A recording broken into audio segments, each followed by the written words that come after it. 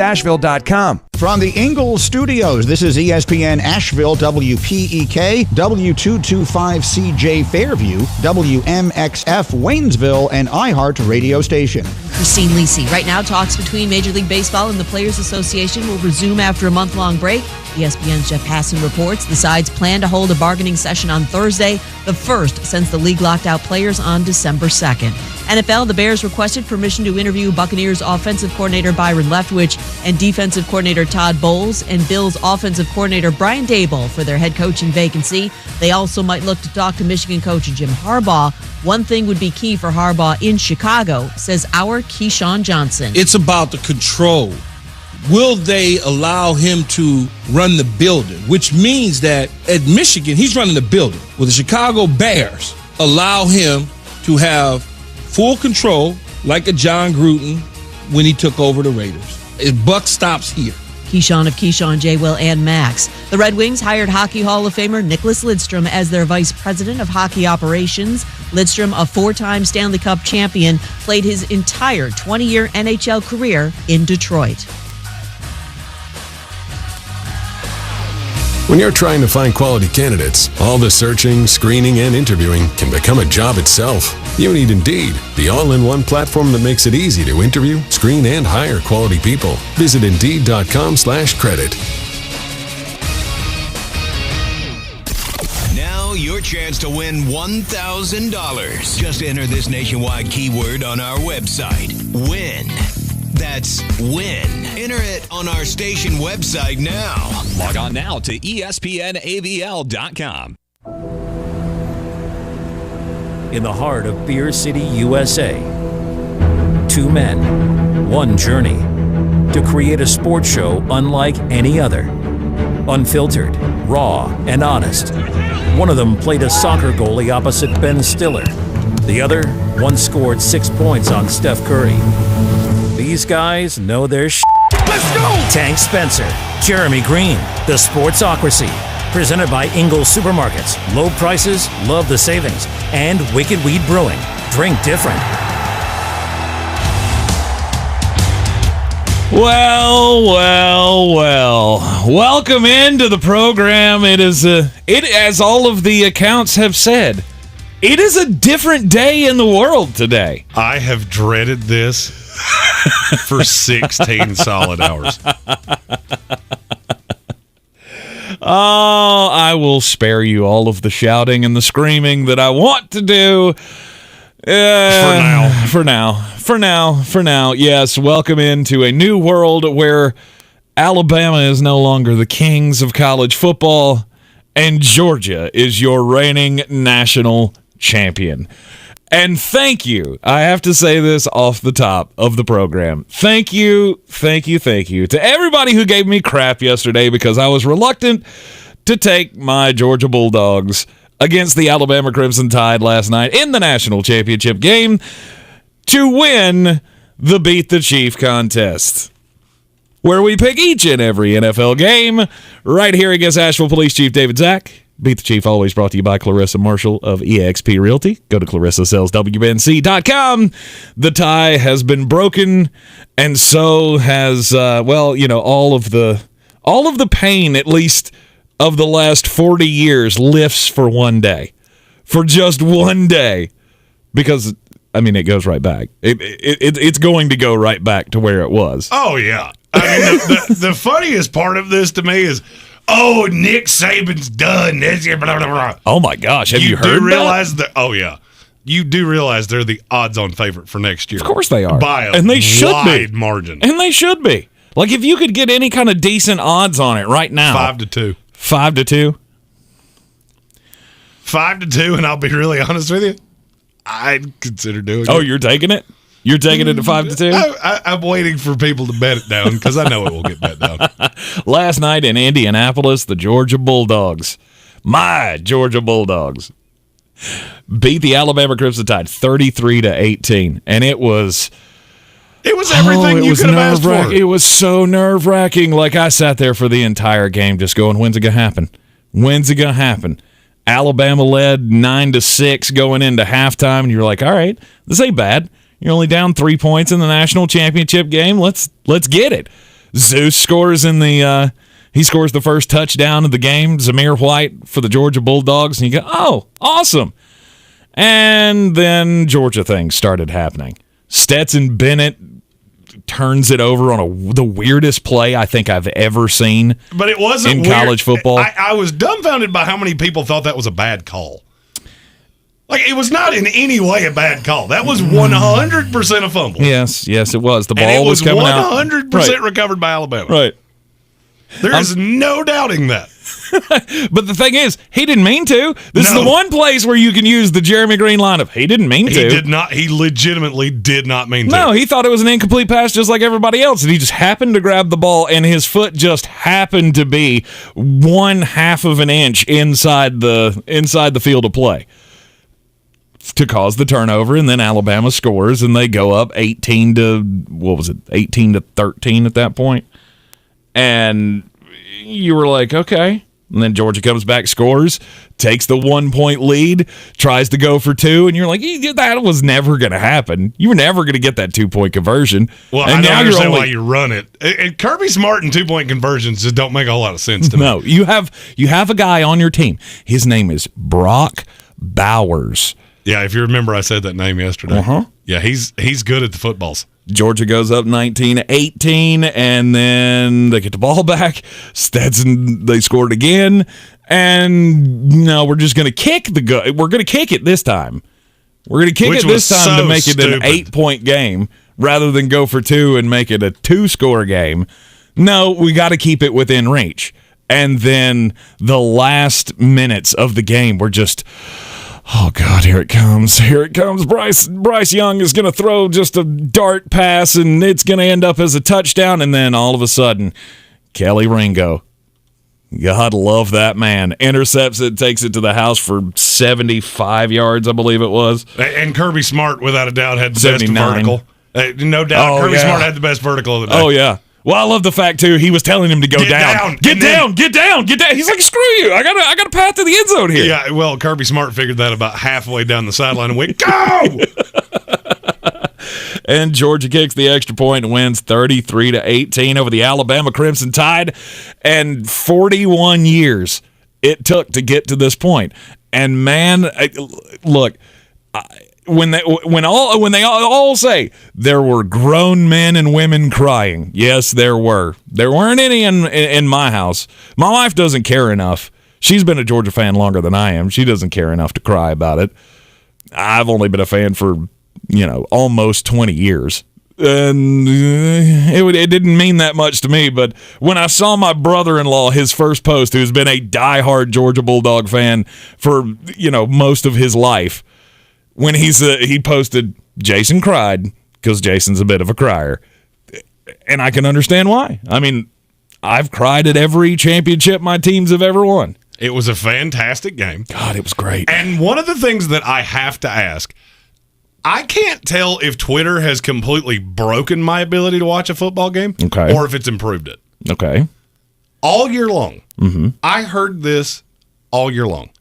Nobody in college football plays any defense. And then Darren Ravel, in the beginning of the third quarter, tweets out SZC.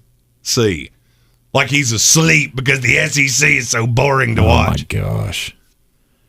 That was about as good of a football game as you'll ever see. Of course it was. The score is very misleading because that game was never that discrepant. No, it wasn't.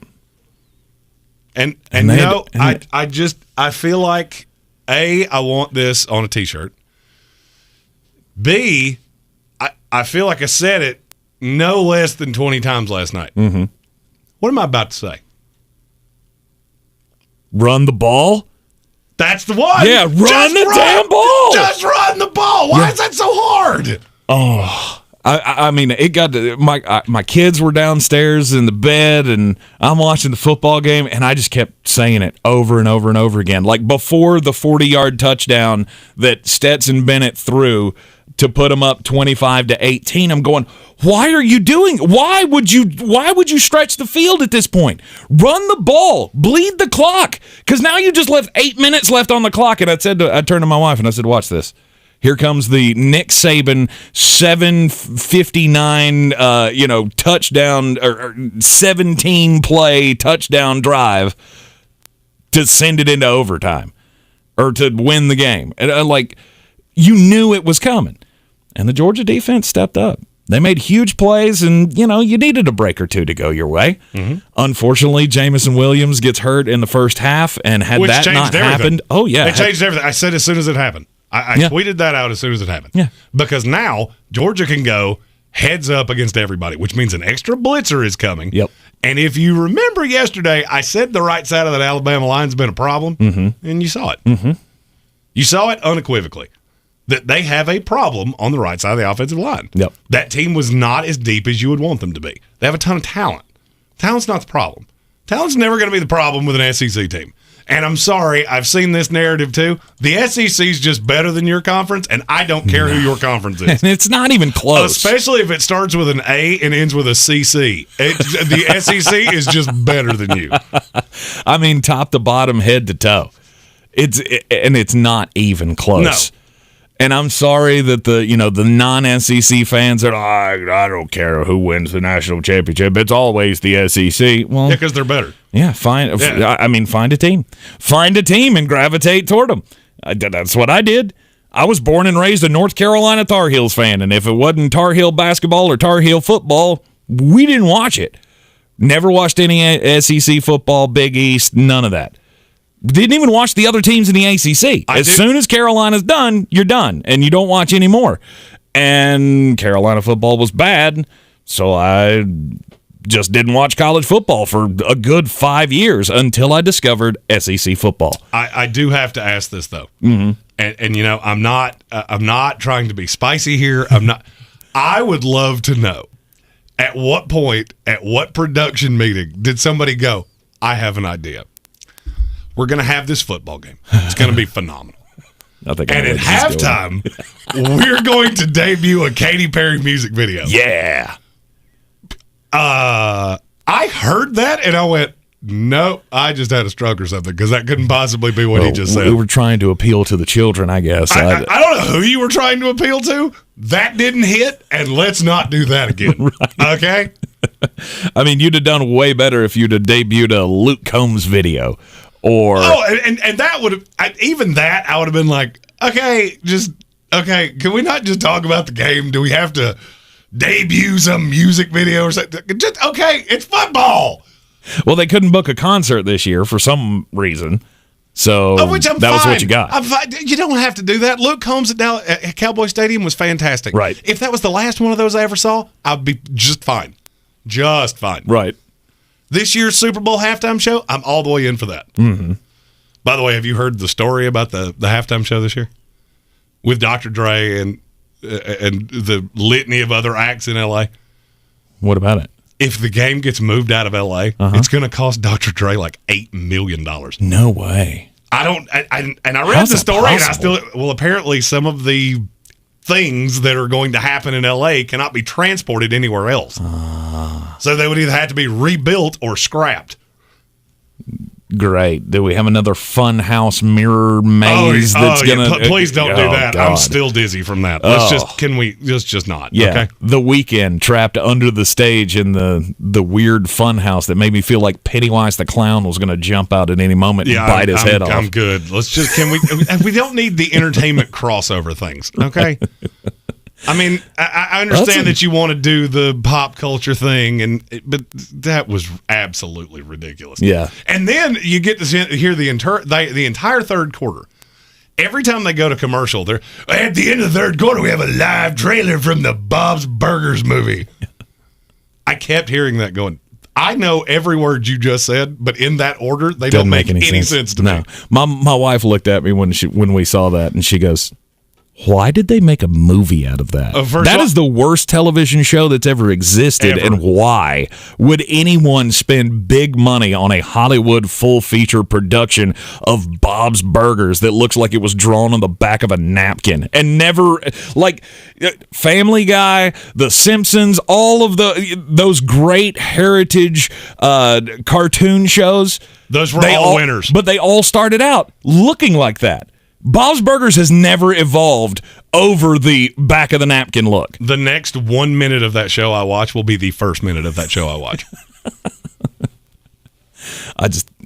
And they kept teasing that like that was something that was supposed to keep people like everybody's around. like, yeah. Like, yeah, I can't turn off this great football game. I got to see the Bob's Burgers trailer. Anyway, yeah, it was a euphoric night. And I told this to Sports Freak Brian Hall earlier today that I had flashbacks of Rondé Barber picking off Donovan McNabb in the NFC Championship game back in 2002 when Kelly Ringo returned that interception for a touchdown. Just that is the best way, in my opinion, to just put an exclamation point on any win. Derek Brooks in the Super Bowl against Rich Gannon. Interception returns for touchdowns. That's the way you need to win games. Yeah, I had flashbacks too of when my teams were good. Oh. I remember winning a national title. It'll come back around. It wasn't that long ago either. I mean, you've got one of the most historic schools in college football, and you enjoyed many, many years of just beating the snot out of everybody. Didn't lose an ACC game for 8 years. Right. And everybody hated you because of it. Mm-hmm. But the thing that I've got a couple of I got a couple of takes after the coverage that I have seen so far. First off, Kirk Herbstreit and Fowler should call everything. Well, we know that. Can when they do NFL games, everything. First of all, their NFL coverage of Chiefs Broncos phenomenal. Mm-hmm. It always is. Why is it look, we obviously ESPN affiliates. We love the mothership. Yes. Why is this so hard to figure out they should be doing Monday Night Football? I understand that's a big ask for them because they do game day and all of the things. We got airplanes. All right. We got helicopters. We're doing special stuff. Let's get them doing Monday Night Football. No doubt. Louis Riddick's probably going to get a GM job. You're going to have to reset the deck on that broadcast team anyway. Right. Let's just go Herbie and Fowler. Okay. I agree. I fully agree. But it's a great story, guys. I'm glad I wasn't the only one that noticed this because I've seen a couple people in the comments say, why did Andrew Luck look like one of the Wild Thornberrys? The Wild Thornberrys. He looked like the dad with the big mustache. It was a cartoon. Oh, that was a cartoon on Nickelodeon. Yeah. He looked very bizarre. He's one of those people that I feel like you have enough money that you should pay somebody to go, that thing you're doing with your face, stop doing that. Mm-hmm. I'm going to need you to fix your face because your face is just really, really bothering me. He's the weird neighbor from The Burbs. I know you've never seen that movie. It was a 1980s Tom Hanks movie, but he is the neighbor from The Burbs, one of the weirdest, grossest looking human beings on the planet. Hell of a football player and a great smart guy. But yeah, I'll agree with you, Jeremy. You need to do something with your face. So we don't do a lot of trivia on this show. Mm-hmm. So we're getting ready to go into a commercial break. I have 2 trivia questions, both that emanated from something that happened over the last couple of days. The first one is that Andrew Luck thing. Okay. Andrew Luck was the number 1 player taken in the 2012 NFL draft. Mm-hmm. There were 10 players taken in the top 10. How many are still active and who are they? Oh, man. I'll give you a hint. This is a much easier question than you think because it's a very low number. All right, the answer is coming your way right here on ESPN Asheville. First hour of the program, as always, brought to you by Ingles. Low prices, love the savings. Also, when we come back, my 2 bugaboos about the coverage I have seen since Georgia pulled off the impossible last night in Indianapolis and beat the Alabama Crimson Tide 33-18. Man, it's a good day to be a dog. This is your Exergent Temporal Scanner weather forecast on ESPN Asheville. Watching the potential for some weekend snow showing up in the forecast. Could see them Saturday night into Sunday morning as another area of low pressure comes up from the south by the weekend. Fairly dry weather forecast for us during the work week here and cold. Low tonight 23 in the valley. Teens with higher elevations tonight. Mostly sunny Wednesday, high 52. Mostly cloudy on Thursday, high 48. I'm meteorologist Scott Larimore. That's the latest Weather Channel forecast. This report is sponsored by Staples Stores. Staples helps your business grow with custom printed sales and marketing materials. Now get 25% off custom printed labels, postcards, flyers, brochures, and more when you spend $60 or more in store only. Offer ends 1/29. See staples.com/print for details. Staples, the working and learning store. There's an app for everything. And I bet you have multiple apps on your phone just to order food, get a ride, or even find a date. But we made the iHeartRadio app your all-in-one app. Your favorite music, radio stations, and podcasts together, and all for free. Listen to your favorite radio station anywhere you want, plus all your favorite music and just about every podcast in the world, all in one place with one touch. Download the free iHeartRadio app today. iHeartRadio. Discover music, radio, and podcasts you'll love.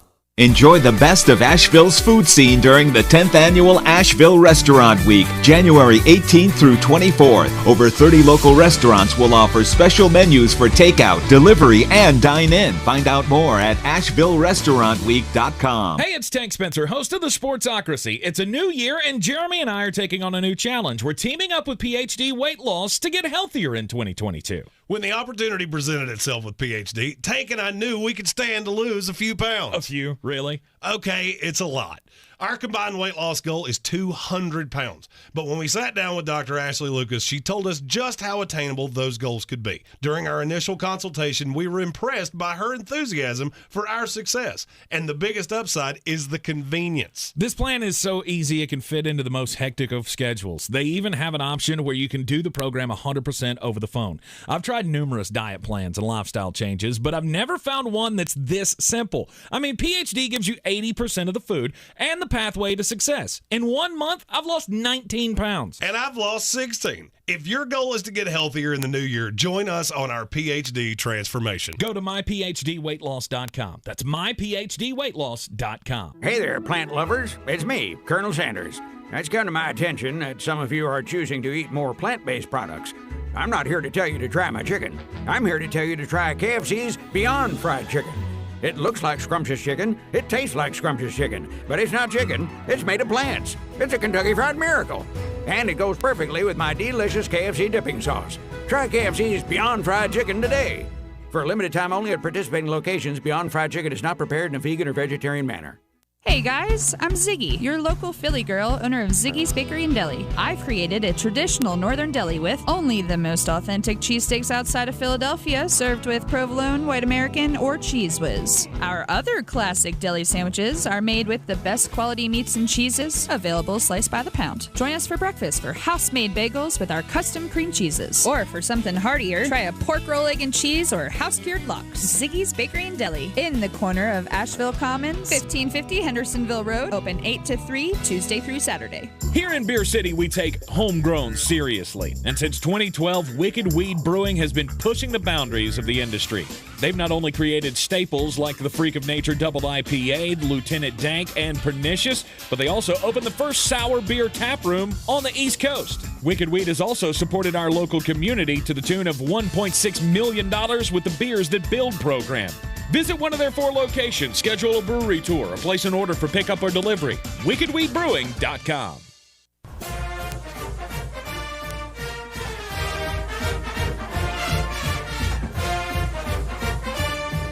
Glory, glory to old Georgia. The Bulldogs are national champions. Oh, that feels so good. And you know what feels even better? The reigning and defending champion of the Beat the Chief contest here on the Sportsocracy. I'm Tank Spencer. Jeremy Greene is alongside.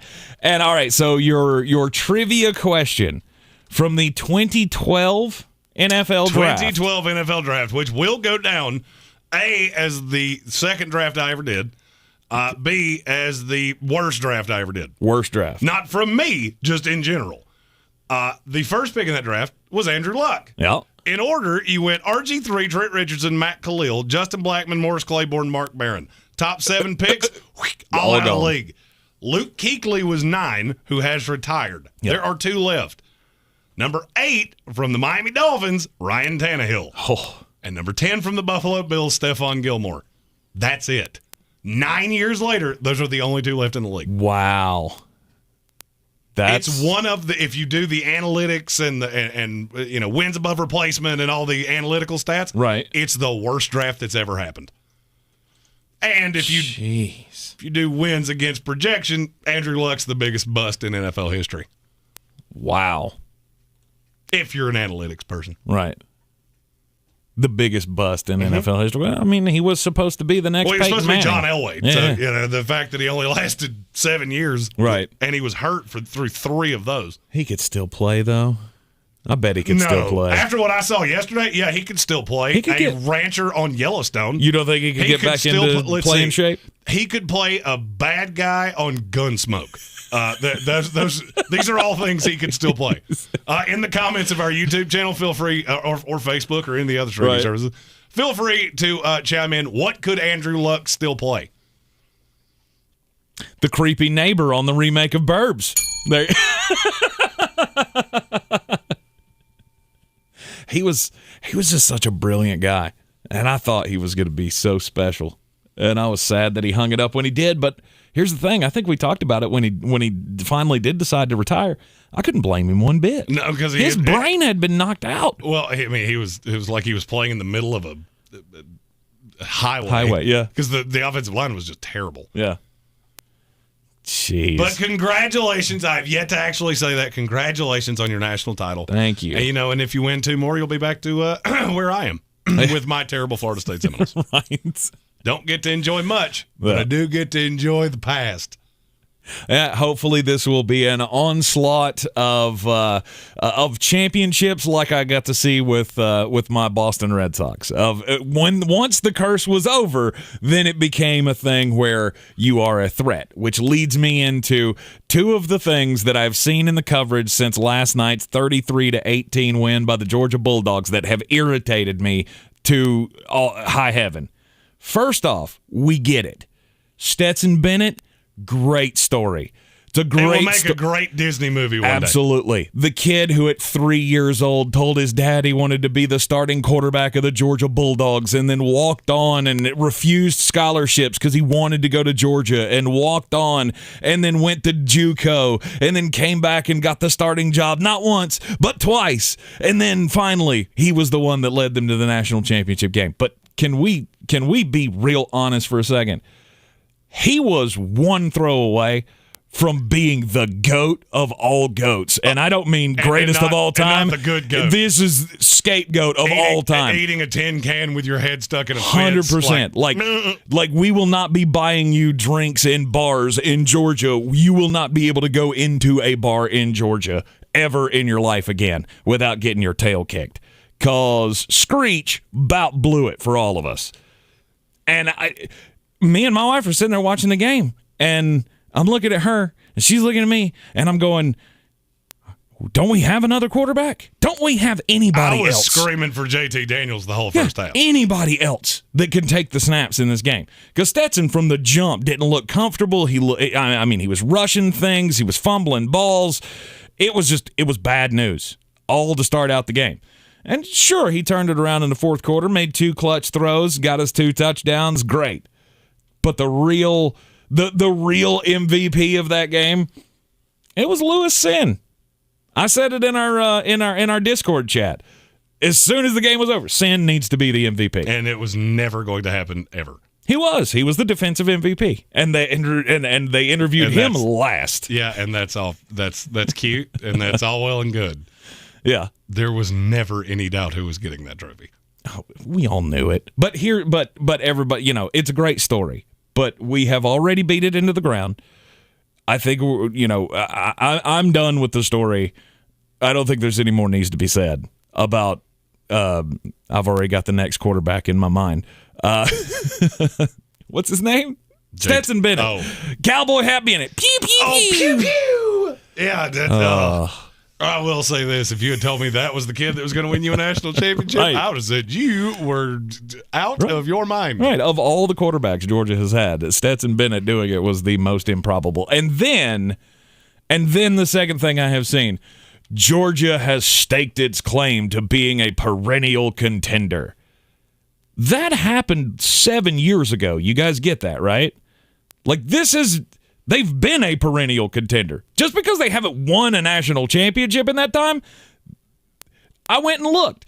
In the 15 years between the last win Georgia had against Alabama in 2007 to last night, these 2 teams faced off 8 times, or counting last night, 8 times.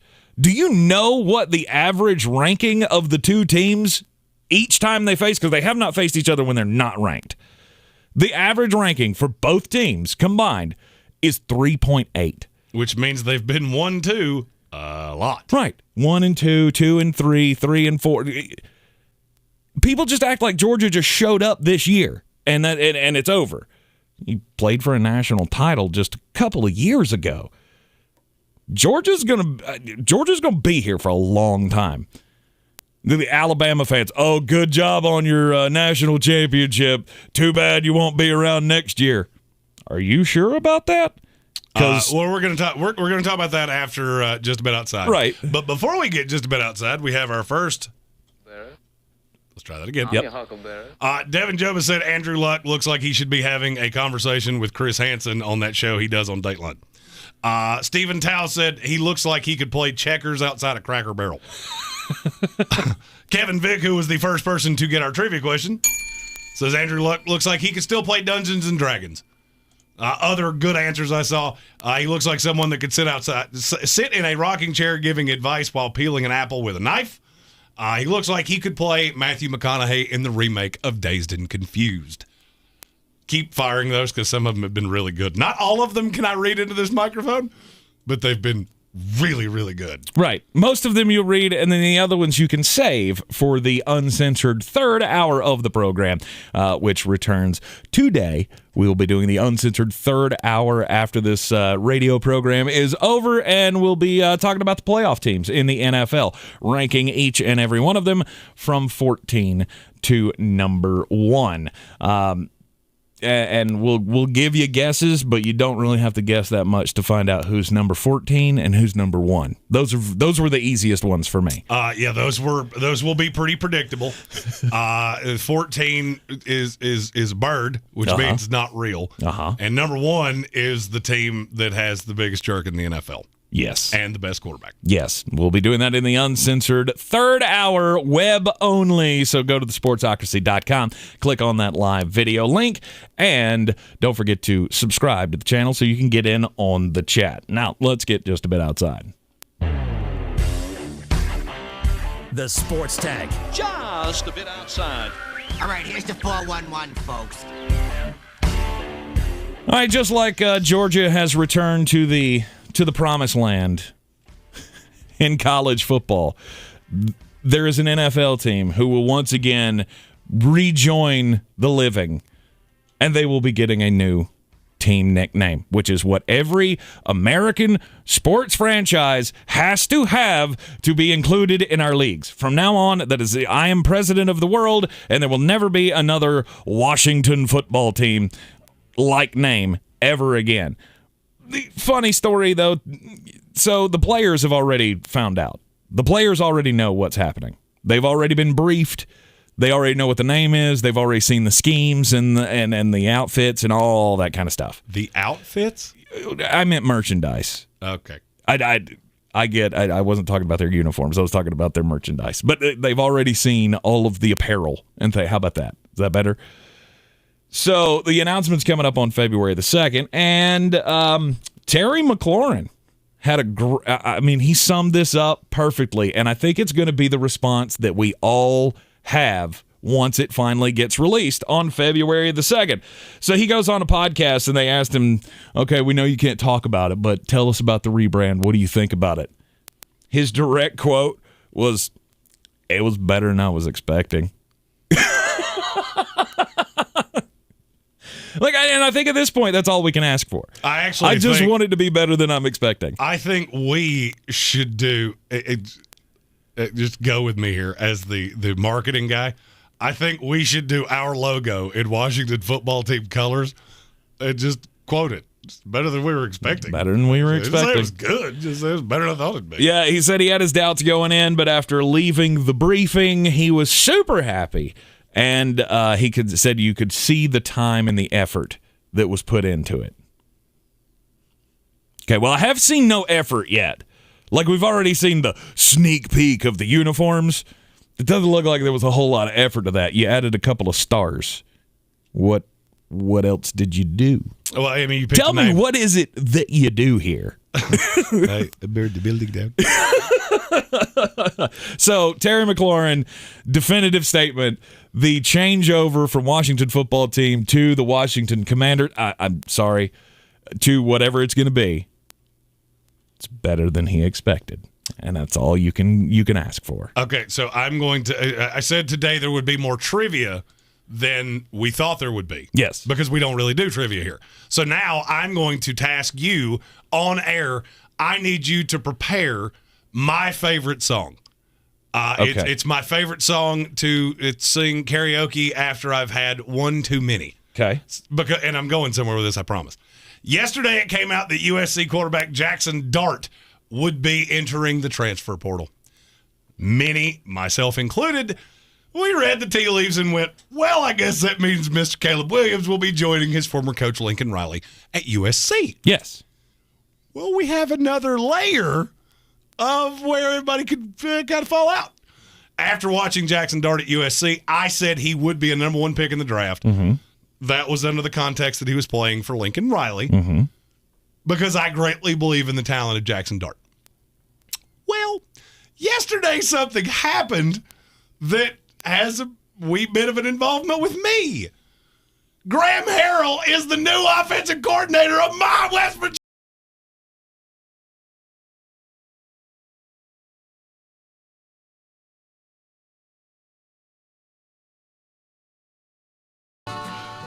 Jackson Dart coming to Morgantown in 22. I'm calling it right now. Jackson Dart's going to be the next quarterback of my fighting West Virginia Mountaineers. Okay. And it makes me so happy in all of the happy places. I saw Graham Harrell get hired, and that was literally my first thought. Like, that seems like a weird transition to go from what you've been to doing that. And I thought that for about 2 seconds, and then I went, wait a minute. Does that potentially mean that my favorite quarterback could be coming to my favorite team? Does that mean in 2022 I might actually have something to be excited about? Maybe so. Both of my teams have been dog water for 3 years. Okay, I need something. Just give me anything. Just give you anything. I've had to watch tons of fun over here win a Super Bowl and a national title in the same year. Yeah! Fire them cannons! No. Hunker it down! You get puppy things, not pirates. No pirate We're doing things. puppies, not pirates today. You get one. Okay, so I can just do this. Just yeah. I feel like as many times as I played the Alabama fight song, you should be allowed to do that as many times as you want to. Fair enough. Well, not only am I a winner in the Pick'em contest, not only is my team a national champion for the first time since 1980. This is not factually true, but this is kind of how I feel like it. I don't think I've been as healthy as I am right now since I was born in 1982. And it's all because of the PhD weight loss program. Jeremy and I have embarked on the journey with PhD weight loss and sat down with Dr. Ashley Lucas just, a few weeks back. It just seems like it was yesterday that we sat down for our initial consultation with PhD weight loss. And Dr. Ashley Lucas looked at both of us and said, yeah, y'all need to lose a whole lot of weight. It's 200 pounds combined between the two of us. And so far, we got to go in for our weigh-in tomorrow. So this number is just tentative right now. But so far, Jeremy and I combined have lost almost 40 pounds between the two of us. And we've got our PhD food in here. That's the great thing about this program is that they give you 80% of the food that you're ever going to need. And for me, it's all about convenience. Right. That's how I got in this shape. Is because I would eat what was the most convenient. Now I have all the food, the healthy choices here to keep me on pace and help in my weight loss journey. They will teach you all about nutrition, how to put the good things into your body and say no to all of the bad things. And if you need to transform your life, you need to give them a shout over at myphdweightloss.com. myphdweightloss.com. Join us on our weight loss journey. The way too early top 25 for 2022 in college football. Jeremy, you've already put together your list here. I have. It starts at 2 because Alabama's 1. And Alabama's it's not even really worth talking about. Agreed. You bring back the Heisman Trophy winner, And you bring back the number one player in college football in Will Anderson. Yep. I mean, I need to obviously know more than that, but that's a really good start. Well, and you've already got the number 2 recruiting class in the country. Texas A&M bought all theirs, so yeah, and that's the thing. That. Guess who my number 2 is? It's Texas A&M. Texas A&M, and your number 3 is Georgia. Adding Max Johnson was big. Actually, Georgia's not my. Is not really? My they lose so much on defense. Mm-hmm. I mean, and look, I understand you've recruited well, but that is a special defense. You have 5 guys off that defense that will go in the first 2 rounds. Agreed. It's really hard to replace that level of churn. Yes. The SEC's getting better. I have Georgia at 5. Ooh, solely I feel Stetson. like that's low, but okay. You tell me who they're supposed to be better than. All right, because I got Texas A&M at 2. Mm-hmm. I got Ohio State at 3, who returned C.J. Stroud, and the entire defense is going to have grown a year. Yeah, they would be my 2. There were a lot of people's 2. I can't put them ahead of Texas A&M. A&M's got an otherworldly amount of talent coming in, and guys that just didn't play this year because they were freshmen. Right. And you saw last night with Alabama, freshmen are freshmen for a reason. Mm-hmm. It's not about the talent; it's about the reps. Mm-hmm. It was really obvious last night that a lot of those outside guys that were playing receiver for Alabama, they just hadn't taken the reps, and that matters. And I think A&M's the team I look at and go, well, I wonder what the number at betus.com using the promo code Sportsocracy would be if I wanted to take them to be my national champion next year. Mm-hmm. Because I won't be shocked if we have a 4th SEC team in 4 years win the national title. Yeah. I would agree. And I think Georgia deserves to be in that discussion, but that's just me. They do have a lot to replace. It's going to be difficult, but here's the thing. Kirby has recruited right along with Nick for the last 3 years. It has, I don't know the stats off the top of my head, but it has been between 1 and 4. Alabama and Georgia have taken up 2 of those spots each of the last 3 years. So the recruiting, I'm not worried about replacing, because I feel like Georgia's finally at a point where we can say we're like Nick. We've got another 4 or 5 5-star guys that we could just slot in there who didn't play a whole lot this year. But okay, so you got Ohio State. You got Texas A&M up there. Have they decided who their quarterback's going to be? Who? Texas A&M? Max Johnson. That's right. That's right. I thought you were asking me about Ohio State. No. I mean, I know I got down on C.J. Stroud, but I mean, okay. No. We know who their realistic quarterback's here. going to be. Okay, Max Johnson is the new quarterback for Texas A&M. I had let that slip my mind. All right, and who else is in there? You're going to tell me I'm crazy on this, and I know that. It's Clemson. Clemson's my 4. Really? Clemson's my 4. I mean, as bad as DJ Uiagalelei was this last year. And they're going to have a litany of other options. If DJ's not the guy, he's not going to be the guy. Mm-hmm. There's not going to be hey, we're stuck in this like we were last year. Right. They got Tano, whatever his name is. I'm not going to lie. I can't pronounce his name. I've seen it phonetically spelled, and I don't want to butcher the kid's name. Right. But they've actually got another quarterback coming in too, named Cade Klubnik. Mm-hmm. That is really, really, really good. I just feel like people threw dirt on Clemson too early. And what people aren't realizing is what's really the ACC is going to be just better enough next year to look really impressive if Clemson runs through it. Okay. Because you've got 2 other teams in my top 20. NC State's at 9. Mm-hmm. I had to literally figure this out 2 separate times because I kept coming to NC State in the top 10. Yeah. They return so much. They're returning 10 guys on defense, 8 guys on offense, and you're going to lose the tackle, Ike Mekwonu. You're going to lose. Stop calling him a tackle. But he plays tackle for them right now. And he's played everything for them. Look, okay, he has left NC State. He has declared his intention for the draft. I really need us to stop putting tackle and his name together. Okay, excuse me. Guard Ike Mekwonu is not going to be back for them. They're losing both of their running backs. Devin Leary's going to come back. I get it, but he's losing his number 1 target. I always forget his name. It's Emeka Emezi. But it looks like at least one of the running backs is coming back. Mm-hmm. Oh, okay. Out of Person and Pierce. Yeah. Okay. I just look at NC State and go, you return a lot. Mm-hmm. ESPN has them at 8. I could not physically put them ahead of the next three for me, which are Notre Dame, Oklahoma State, and Utah. Okay. I could not get them in front of them. No. But then I started getting into the Michigan States and a slew of other teams going, you know what? I just think NC State's better than that. Oklahoma State's in that discussion. Oklahoma State's my 6. Yeah, okay. Oklahoma State's is my 6. Notre Dame is my 7. Utah is my 8. Mm-hmm. And then you get into – there's a lot of churn with like Oregon and Iowa and Baylor. The one that I'm telling you right now is going to fall like a rock is Oklahoma. Mm-hmm. Oklahoma is going to learn the hard way why you do not skimp on coach. Oh, but Brent Venables was such a good – and he's an assistant. And it shows everything I have seen all offseason long screams to me. They all know. They all know what he is. Do you know how many teams – now this is consensus. This is not any one specific – betting site. Okay.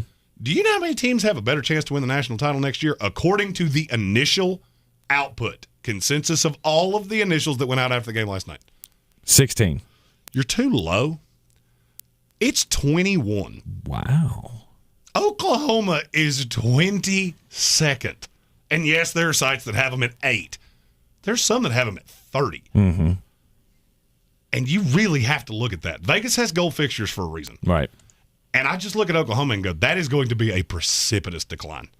And I can't emphasize this enough. The conference is not that good.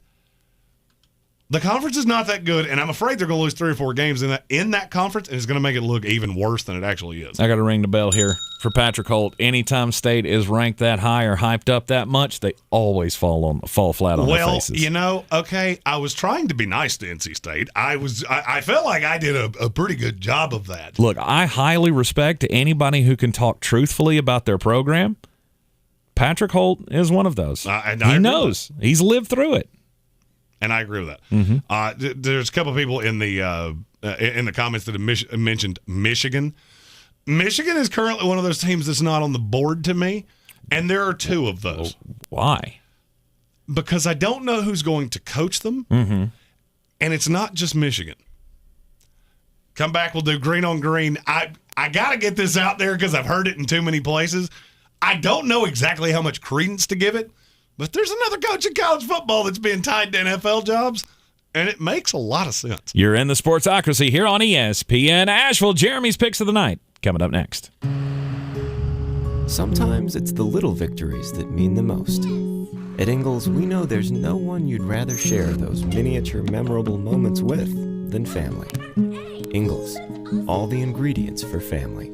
This week at Ingalls, select sizes and varieties Cheez-It crackers, 2 for $6. Select sizes and varieties Dunkin' Bag or K-Cup coffee, $4.98 each. And select sizes and varieties General Mills cereal, 2 for $5. Ingalls, low prices, love the savings. I'm starting the new year by making my home feel like new with the advanced clean of Zero Res. Take advantage of their New Year sale. Get 3 rooms of carpet clean for only $119. And when you mention ESPN Asheville, you'll get a hallway clean for free. Schedule online at ZeroResAsheville.com. Enjoy the best of Asheville's food scene during the 10th Annual Asheville Restaurant Week, January 18th through 24th. Over 30 local restaurants will offer special menus for takeout, delivery, and dine-in. Find out more at AshevilleRestaurantWeek.com. iHeartRadio Earth knows small changes can make a big difference. Want to reduce your food waste? Embrace your freezer. From bread to meat and even cheese, most foods can be frozen and cooked later. Plus, a full freezer uses less electricity. Brought to you by iHeartRadio Earth and the National Environmental Education Foundation. To find more tips for smarter, sustainable living or to take action in your own community, go to iHeartRadio.com/earth. Hey folks, DG here. I have raved about Dr. Rebecca Merrill and her staff at Asheville Smiles for years now,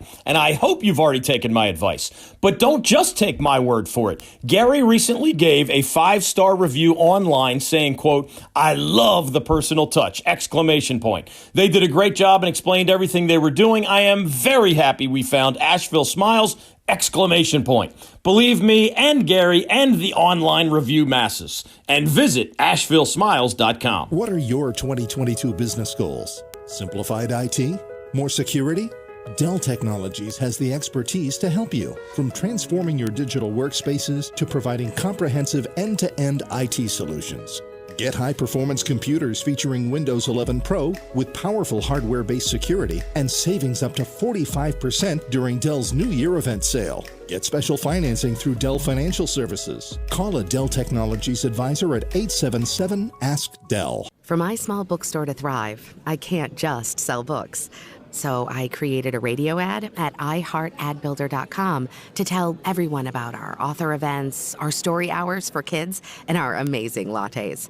Now we're busier than ever. I'd call that a success story. A custom radio ad from iHeart Ad Builder is the fast, affordable way to drive customers to your business. Put the power of radio to work for you.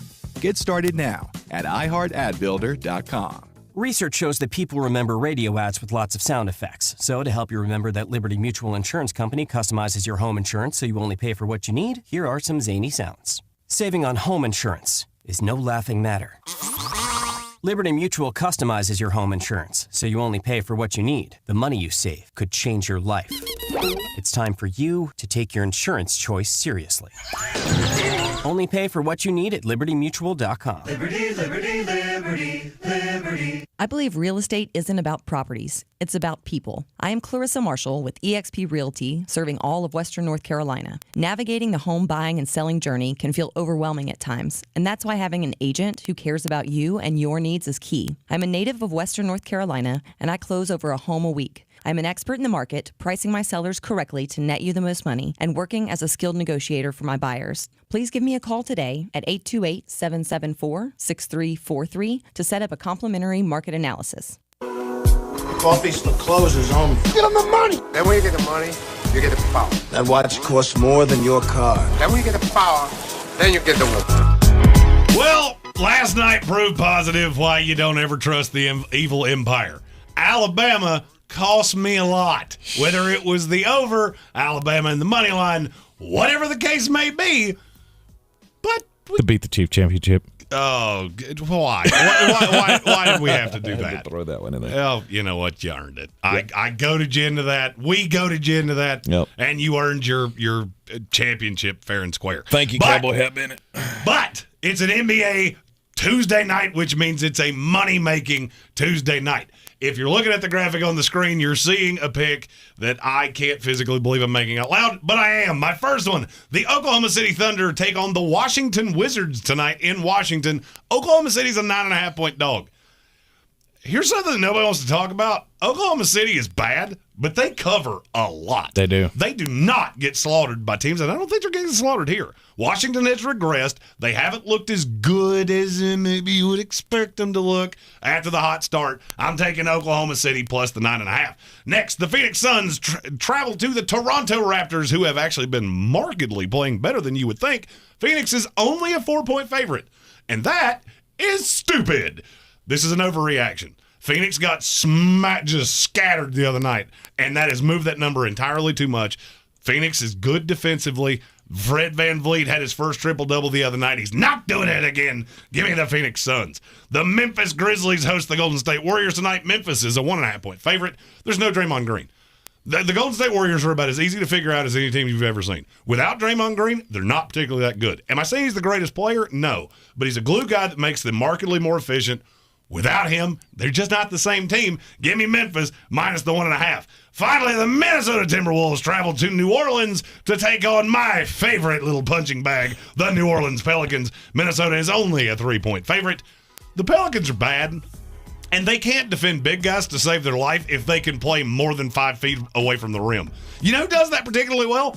Karl Anthony Towns, starting center of the Minnesota Timberwolves. Give me Minnesota minus the 3. Go and do likewise, gents. The money's out there. You pick it up, it's yours. You don't, I got no sympathy for you. And you can take all of those wagers to betus.com. BetUS.com is the website. Use the promo code Sportsocracy, and they will give you a deposit bonus of 125%. Again, for using our promo code Sportsocracy at betus.com. You take it to BetUs, you put in your $100 hairs there, they'll give you $125 in free play tokens that you can use on all of the picks that before last night had been really good. Yeah.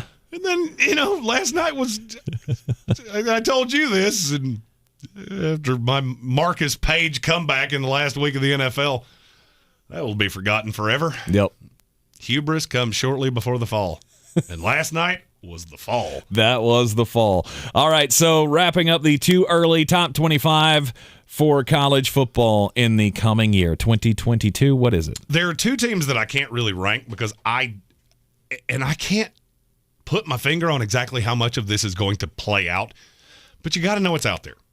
Jim Harbaugh has an interest in the NFL. There's too much smoke there for there not to be at least a little fire. I can't tell you he's going to take the Raiders job. I can tell you it intrigues him. And if Mark Davis shows up with his Brinks truck full of money, he may not be able to say no. At the end of the day, you're losing your two best players in Aiden Hutchinson and David Ojabo. That Michigan team is not going to be as good as they were this year, and there's an entire possibility that you're going to come out next year, get scattered by Ohio State, and now you're in the same position that you were in a year ago where you had to take a 50% pay cut. Right. Jim Harbaugh knows that. That's not really the one I want to talk about. Okay. There's another name out there that has been directly linked to one job that he has a little bit of a history with. And it sounded stupid when I first heard it, and the more I've thought about it, the more sense it makes. Okay. The job is the Minnesota Vikings. Okay. And the candidate is Ole Miss head coach Lane Kiffin. What? His dad was the defensive coordinator of Minnesota as he was growing up. Okay. So he knows Minnesota reasonably well. You come in with Kirk Cousins, you have Justin Jefferson, you got Adam Thielen. You also forget you have Irv Smith, too, because he didn't play this year. You got Dalvin Cook. You got a good amount of draft capital. You got an offensive line that really could push what it is Lane wants to do. I'm not telling you he's going to take this job. I can tell you there is interest on both sides because Lane does not love this transfer portal thing. And I've told you this. College coaches that are not making the dumb $100 million Brian Kelly, Lincoln Riley money, they're going to listen. Now, could Ole Miss, dump a Brinks truck full of money on his front porch and him go, okay, I'm just fine in Oxford? Sure. But I think he's going to listen. Right. I do think he's going to listen. Okay. And I think Bill O'Brien, there's a high likelihood that Bill O'Brien's going to get a job in the NFL. He's certainly not taking a college job. I've heard all the read the tea leaves of, if we start a second wave of if Lane Kiffin leaves and goes to then Bill O'Brien's new head coach at Ole Miss. That's not going to happen. Bill O'Brien wants to be in the NFL. Right. And at the end of the day, I think Lane Kiffin wants to be back in the NFL for one more run. He took the Raiders job too young. I think he was 33 years old when he got that job. He'd never been a head coach anywhere, and that was a dysfunctional organization at that time. I think there's something in Lane, that type A personality of, I want to prove that I'm not just a gimmicky college guy. And he's matured. There's a lot of things about him that I'm intrigued. I'm intrigued by the thought that Lane Kiffin could end up in the NFL again. All he's got to do is just wait 2 more years. Wait 2 more years, and then you can join the team that your dad won a Super Bowl with. Come on. Makes all the sense in the world. Once Tom Brady's done winning his 3rd Super Bowl. Oh, you mean once they're a speed bump for the Carolina Panthers and New Orleans Saints? Okay, yeah, I don't think he wants to do that. No, probably not. We are going to talk about Tom Brady coming up in the next hour. Is it a travesty if he doesn't win the MVP? His coach thinks so. And we'll see. Is it a travesty or not? Coming up next. This is your Exergent Temporal Scanner weather forecast on ESPN Asheville. Watching the potential for some weekend snows showing up in the forecast. Could see them Saturday night into Sunday morning as another area of low pressure comes up from the south by the weekend. Fairly dry weather forecast for us during the work week here, and cold. Low tonight 23 in the valley. Teens with higher elevations tonight. Mostly sunny Wednesday, high 52. Mostly cloudy on Thursday, high 48. I'm meteorologist Scott Larimore. That's the latest Weather Channel forecast. This report is sponsored by Discover. Real credit card questions require real people. Someone who understands your issues and works to resolve them with you. That's why Discover offers helpful, U.S.-based representatives. Available 24/7. Discover. Exceptionally common sense. Liberty. Nobody should have to pay for one-size-fits-all insurance coverage. Liberty Mutual customizes your car and home insurance so you only pay for what you need. Liberty, liberty, liberty, liberty. Welcome to Allstate, where you can save just by being you.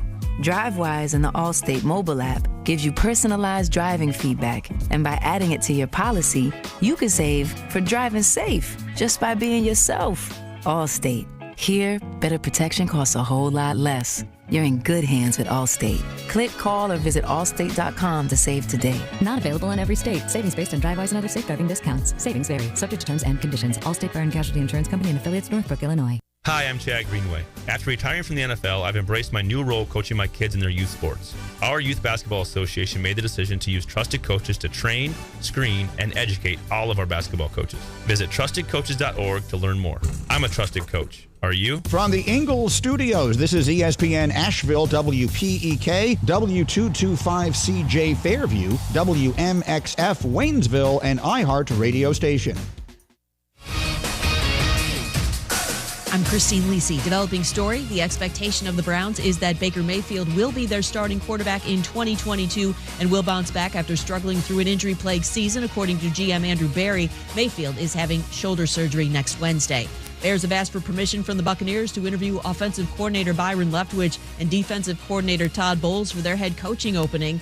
Whoever ends up with that job will face a couple of big challenges, notes ESPN 1000 Chicago's Tom Waddle. I think the offensive line needs to be completely rebuilt. Defensively, they've had some really good years, but they're long in the tooth. From a cap standpoint, they're probably middle of the pack. They don't have a first-round draft pick this year, and they also reside in the same division as the Packers. Tom Waddle on Greene with Mike Greenberg. From ESPN's Jeff Passan, Major League Baseball and the Players Union plan to meet on Thursday to hold their first bargaining session since players were locked out by the league on December 2nd. MLB plans to make a proposal that touches on some core economic and competitive issues. A new labor deal needs to be in place by early March for the 2022 season to start on time. The new Venture X card from Capital One. Earn 10x miles on hotels and rental cars and 5x miles on flights when you book through Capital One Travel, plus 2x miles on all other purchases. Capital One. What's in your wallet? Terms apply. See CapitalOne.com for details. Now your chance to win $1,000. Just enter this nationwide keyword on our website. Work. That's work. Enter it on our station website now. Log on now to ESPNABL.com. He's a degenerate gambler. You are a smelly pirate hooker. And he's cheaper than oxygen. He's useless. But somehow, they make it work. Jeremy Greene, Tank Spencer. There's no holding back in the sportsocracy. Presented by Ingalls Supermarkets and Wicked Weed Brewing.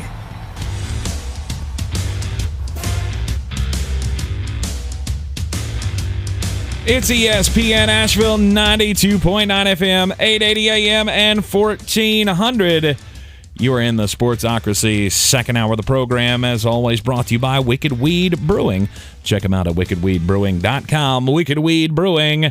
Drink different, and if you're just joining us, it's a Celebration Championship Tuesday here in the Sportsocracy, as we not only celebrate the greatest national championship that we've ever seen in college sports, but we also celebrate the greatest tiebreaker of a random pick'em contest on a sports radio show, as everyone said, Tank, just take your team. And so I did. And that hands me the Beat the Chief Championship for 2021. You're going to give Stetson Bennett a Nobel Peace Prize before this is all said and done. He's already earned it. He has earned it. He has brought peace to the state of Georgia. Him and Freddie Freeman, that should be the next president, vice president on the ballot in 2024. No, that will be me and a still to be determined vice presidential candidate. Vice presidential candidate. I want to be the Joe Exotic of the 2024 presidential election. Oh, so you get 600 nationwide votes for whatever the fee is to get on the ballot? That's fine. 600 more than anybody else did you ever hear got?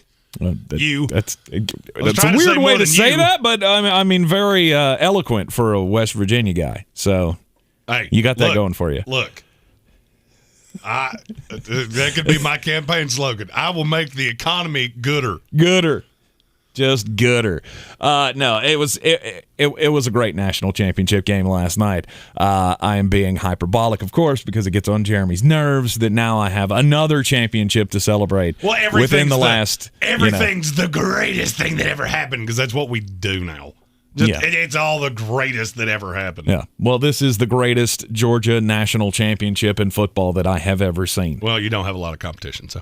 No, because it's the only one I've ever seen, because I was born 2 years after Herschel Walker won the first one for Georgia back in 1980. 41 years of futility. You can't ever erase the pain. I mean, that's the one thing. That's, Jeremy, I should tell you this as a fan of a team that has never won a Super Bowl. You still can't wash away all of the pain. No, the but championship one Super still Bowl does. would be enough for me to I can deal with it for a lot longer. Oh, you absolutely can. It will definitely get you through all of those 4 and 13 years going, hey, I remember when we won a championship a couple years back. That was a whole lot of fun. So, and I really hope you get to experience that in your NFL fandom at some point. Listen here, Chuckles. I'm not patronizing you. I'm serious. Me. I'm serious. Just because you got a national title and a Super Bowl in the same year, no. Don't patronize me. No, I hope everybody gets to experience my it. college team still historically better than yours. Your NFL team right on par with mine. Except for the 2 Super Bowls. Hubris comes shortly before the fall, my friend. No, and that goes for everybody. I don't care who you pull for. I hope you get to experience what it's like to see your team win a championship, a national championship, a Super Bowl, world title, whatever. I hope everybody gets to do that. Of course, except for the Raiders fans. Except for the Raiders fans, we just. Nope. Sorry, I had to say it. The Raiders are going to win one this year. Oh God, I would love it. Just win, baby. I would love it because I'm going to continue to poo-poo them all the way. You must poo-poo them. You do not have a choice. No. Yeah, you must. Oh, the NFL did not give me a choice. The gods did not give me a choice because they put the Las Vegas Raiders going up against the Cincinnati Bengals in the first round of the playoffs, which we will be covering live. On the YouTube stream, we'll be doing live reactions to the Cincinnati Bengals, and I don't know where it came from. Don't ask me. Whole day. Yeah, the Cincinnati Bengals and the Las Vegas Raiders, 4:30 on Saturday afternoon. We're just going to be here in the studio watching it. We'll give you our reactions to the game. We'll talk about other stuff throughout the broadcast as well. But it's going to be a whole lot of fun, and it's going to be a whole lot of fun to see the Raiders finally get their comeuppance in the first round of the playoffs. But we'll get more into that in the third hour when we talk about all of the playoff teams. I know what you're thinking, Tank. The show's normally only 2 hours. Well, we have the uncensored third hour that's on the web only. So you got to go to thesportsocracy.com, click on the live video link, subscribe to the channel. That way you know every time that we go on live. But our YouTube stream that is up right now will continue for a third hour, and we will do the uncensored version where we will rank all of the playoff teams in the NFL ahead of this week's wild card round. Now, hold on before we move on. I have to. I'm your huckleberry. Our good buddy Devin, our chief medical correspondent, says, "Yes, sir. Should we fine Jeremy for using the term second wave talking about Lane Kiffin? I thought we outlawed that phrase." For the super sniffles. I didn't actually realize that I said it, but apparently I did. The second wave. Oh, God, I remember doing that in the basement time. Oh, yeah. Doing movie trailers. Arnold Schwarzenegger, Kathy Griffin, Pauly Shore, the second wave. Now that we have the ability to actually make that, we should really do that. We got another one from Jason Trump. Hit that button. I'm your huckleberry. Using his free one for his 3-month token as a member of the House of Reprehensibles. That's right next to the subscribe button, by the way, on the YouTube channel. Just says join, and then you can be a reprehensible like us. Join up, and it's like a $2 a month fee, something like that. And you get to be a part of the group. You get your little icon, your little beer mug icon next to your name in the chat, and you can do super chats as well. Stetson Bennett in 4 years, top used car spokesman. I've never seen salesman spelled that way, but okay. No, he'll be a face. He will be the face of the dealership. I probably underestimate how he will he'll never buy a beer in the state of Georgia again. It'll never happen. I'm probably underestimating that. Right. From mountains to coast, Stetson Bennett is now the hero of heroes in the state of Georgia. Bigger than Freddie Freeman. Call me a liar. I'm just glad we don't have to hear the Kirby Smart hate anymore. Oh, yeah. It was always stupid to me. Mm-hmm. I mean, that's coming from a guy who won, my team won a national title with Jimbo Fisher. Yeah. So. Come on down to Stetson Bennett Ford and get your new 2038 ton or F-150. That's exactly what it's going to be. He's going to have a string of car dealerships all across the state of Georgia. Here's the thing. If he calls himself Cowboy Hat Bennett or he goes pew pew, I expect royalties off every one of those commercials. All right, so Bruce Arians has said a thing.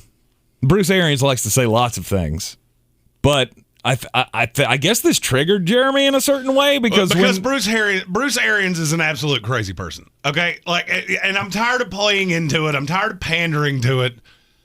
Bruce Arians to me is like the 40-year-old trust fund kid who his trust fund just unlocked, and now he thinks he's the smartest person on earth. Okay, when Tom goes away, at the end of the day, you're still a mediocre NFL coach at best. And that's probably the nicest way I could say that. Who's competed in 2 Super Bowls without as a coordinator. He was a fine coordinator. I never said he wasn't. Yeah. He was a bad head coach and had been in large part his entire career. So, okay, you got Tom Brady. Mm-hmm. Sweet. Enjoy your ring, polish it, and maybe if you could stop talking so much, that'd be great. Just stop talking. So anyway, I didn't say stop talking. I said stop doing it so much. Oh, okay. Seems like every day Bruce Arians has some new spicy thing to say. Well, I mean, he's got a lot of opinions, and one of them is that the MVP race in the NFL this year is not even close. He's using the Jeremy Greene line of it's not even close between Tom Brady and Aaron Rodgers, and that it would be a quote travesty if Tom Brady does not win the MVP in the NFL this year. And that's one of the top 5 stupidest things I've ever heard somebody say out loud. Well, I mean, to be so dogmatic about it, yes. I mean, I can understand being upset or feeling like your guy needs to win the MVP or get props for all the things that he's accomplished this year. I can understand that. But to say it's a travesty and that the race isn't even close, like, come on. Well, to me, the race isn't even close, but it's not Tom at 1. To me, it's Aaron Rodgers. It's not even close. Okay, see, now you're jumping into Bruce Arians territory. Who's the second best receiver Tom Brady threw to this year? Chris Godwin. Okay, who's 3? Antonio Brown. Okay, who's 4? Cyril Grayson. Rob Gronkowski's who I was looking for. I've been waiting for you to say Rob Gronkowski. Right. I need you to realize that Aaron Rodgers goes Devontae Adams, and then you pick. Yeah. You pick which one of that fun cluster of mediocre receivers you want to choose it to. Mm-hmm. Alan Lazard. Here's my point. I have seen Green Bay now 2 times without Aaron Rodgers. Mm-hmm. They were laughably bad against the Kansas City Chiefs offensively. Yes. And in the second half against the Detroit Lions, they looked like they didn't belong in the NFL, and they lost to one of the worst, least talented teams I've ever seen. Agreed. Aaron Rodgers for MVP, and to me, it's not even close. Mm-hmm. Because you're asking the question of who is the most valuable to their team. With those weapons that Tom has in Tampa, I firmly believe Kyle Trask could have gotten this team to the playoffs. Okay. And now, am I saying there would have been a threat to anybody? No. I fully understand how big of a difference Tom Brady makes. Right. You've still got an immense amount of talent. With Jordan Love, the Green Bay Packers would have been picking in the top 5, and I don't care how good that defense is. Most valuable player. No Aaron Rodgers, that is a bottom 10 team in the NFL. Right. Now, granted, am I putting a little bit of stock into the fact that you blew a first-round pick on Jordan Love? Maybe a little bit. But I can't help that. Mm-hmm. That Green Bay Packer team, to me, is the prohibitive favorite to win the Super Bowl. And there is only one reason for that. Mm-hmm. And it's Aaron Rodgers. I would listen to the Jonathan Taylor thing. See, because to me, it's not about stats. That's what Bruce Arians wanted to cling on to is, Tom threw the most passes in NFL history. Which, by the way, stupid. As somebody that watched the best year of my team's history with a 40-year-old quarterback whose arm fell off, I wouldn't be bragging about that there, Bruce. That's really not a positive. It's much more of a negative than it is positive. Right. But in my opinion, the most important player because if you don't make the playoffs, you're immediately eliminated to me. Yes. So Jonathan Taylor, sorry. Gone. Great year. Yep. You had more yards after first contact than any other running back had, period. Good for you. That will very easily get you Offensive Player of the Year. Mm-hmm. And I'm fine with that. You're not the MVP. No. Cooper Kupp, sorry about your luck. I mean, I get it if we're going, non-quarterbacks. Maybe there needs to be a non-quarterback category. There is. It's called Offensive Player of the Year. Well, no, Offensive Player of the Year sometimes goes to a quarterback sometimes, as well. but that's usually if there is a non-quarterback position player that would have been a threat to it. That's usually what they win. Right. Joshua Pinnock said in our live YouTube chat, hot take, but my MVP is Joe Burrow. Secret time, Joe Burrow would be my 2. I'd vote for Joe Burrow before I'd vote for Tom Brady, and really? I mean that. I 100% mean that.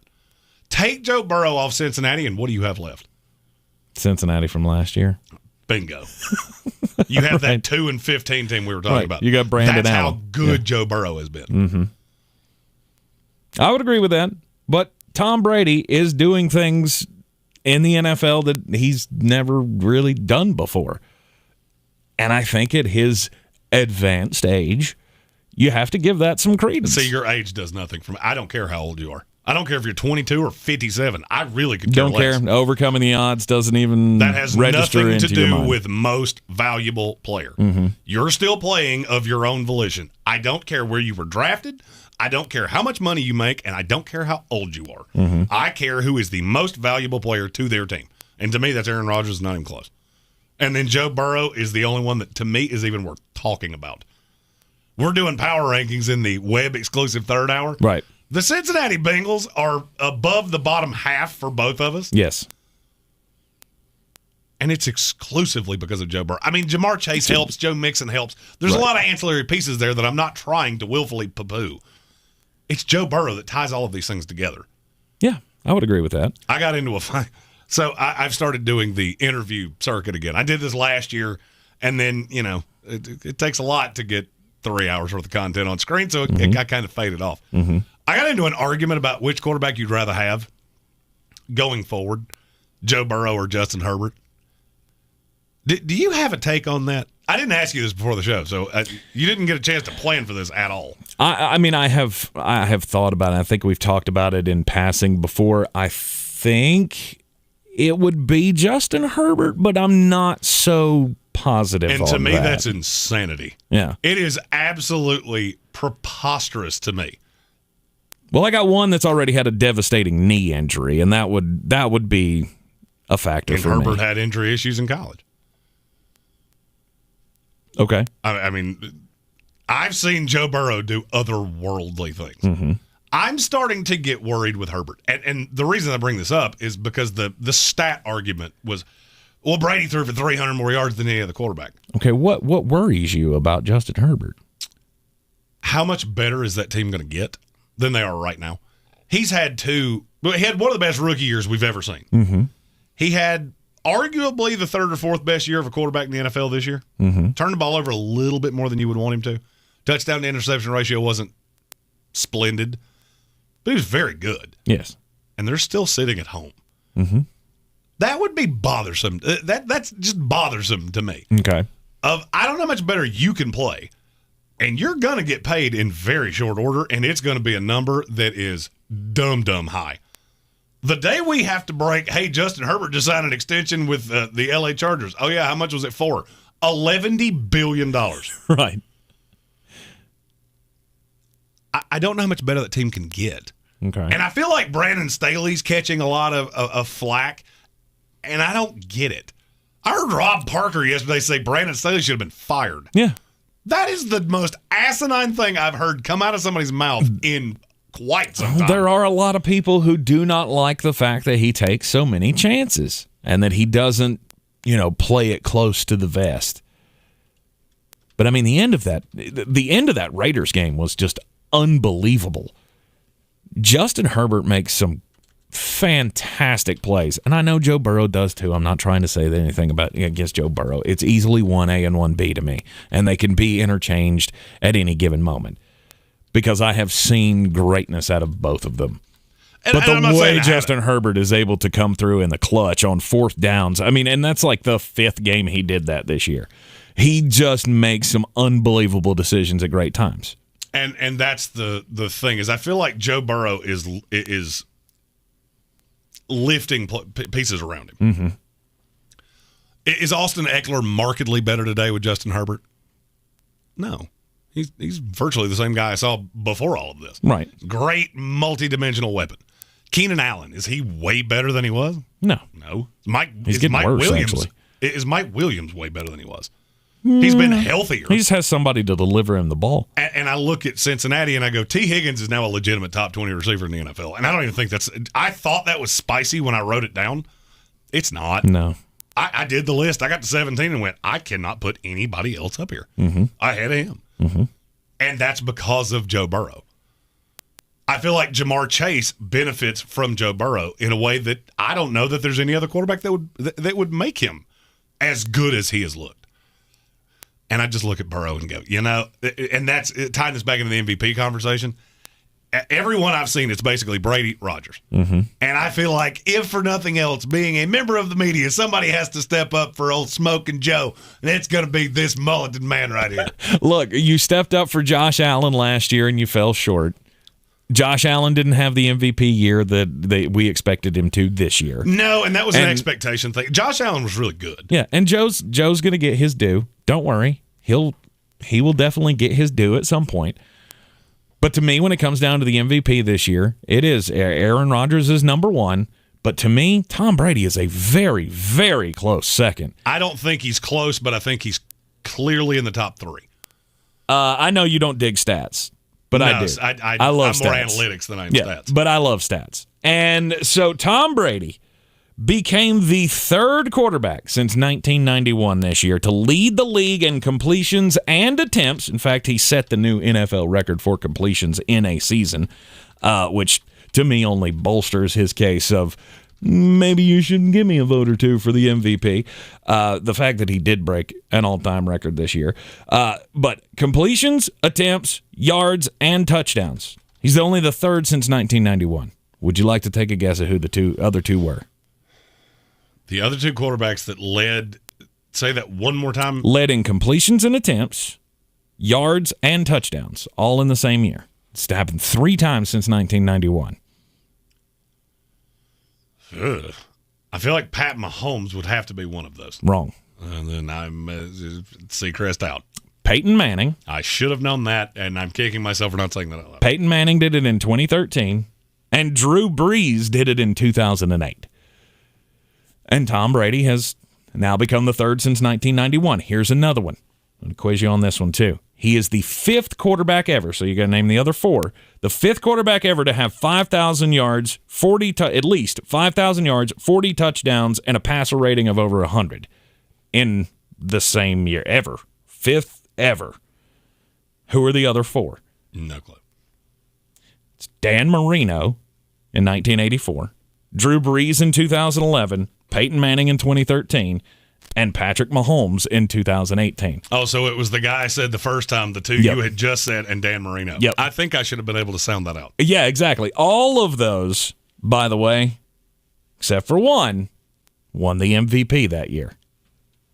Just the one that didn't win it was Drew Brees, because he has never won an MVP. And do you know who won the MVP in 2011? It was Aaron Rodgers. It was Aaron Rodgers is going to keep both of these guys from being the only ones in that group not to win the MVP. I don't have a problem with Tom Brady not winning any MVP. I don't. Aaron Rodgers is the most valuable player, but I don't believe that it's not a discussion or it's not even close. I think it's not, and my stance would be it's not even close, but I don't think it's close after you get past 2 and 3. Mm-hmm. So I think Aaron Rodgers has lapped the field to me. And then you get into Burrow, Brady, and there's probably a couple other guys that at least deserve mentioning there. I just don't think they're close to those 2. Mm-hmm. And then there's a drop off a cliff. Right. So everybody's voting. Everybody's voting Aaron Rodgers. We're all good with that. I'm good with Aaron He's walk away MVP, right? Let's just give it to him now. Maybe I think we should. Maybe you can accept it on the Pat McAfee show.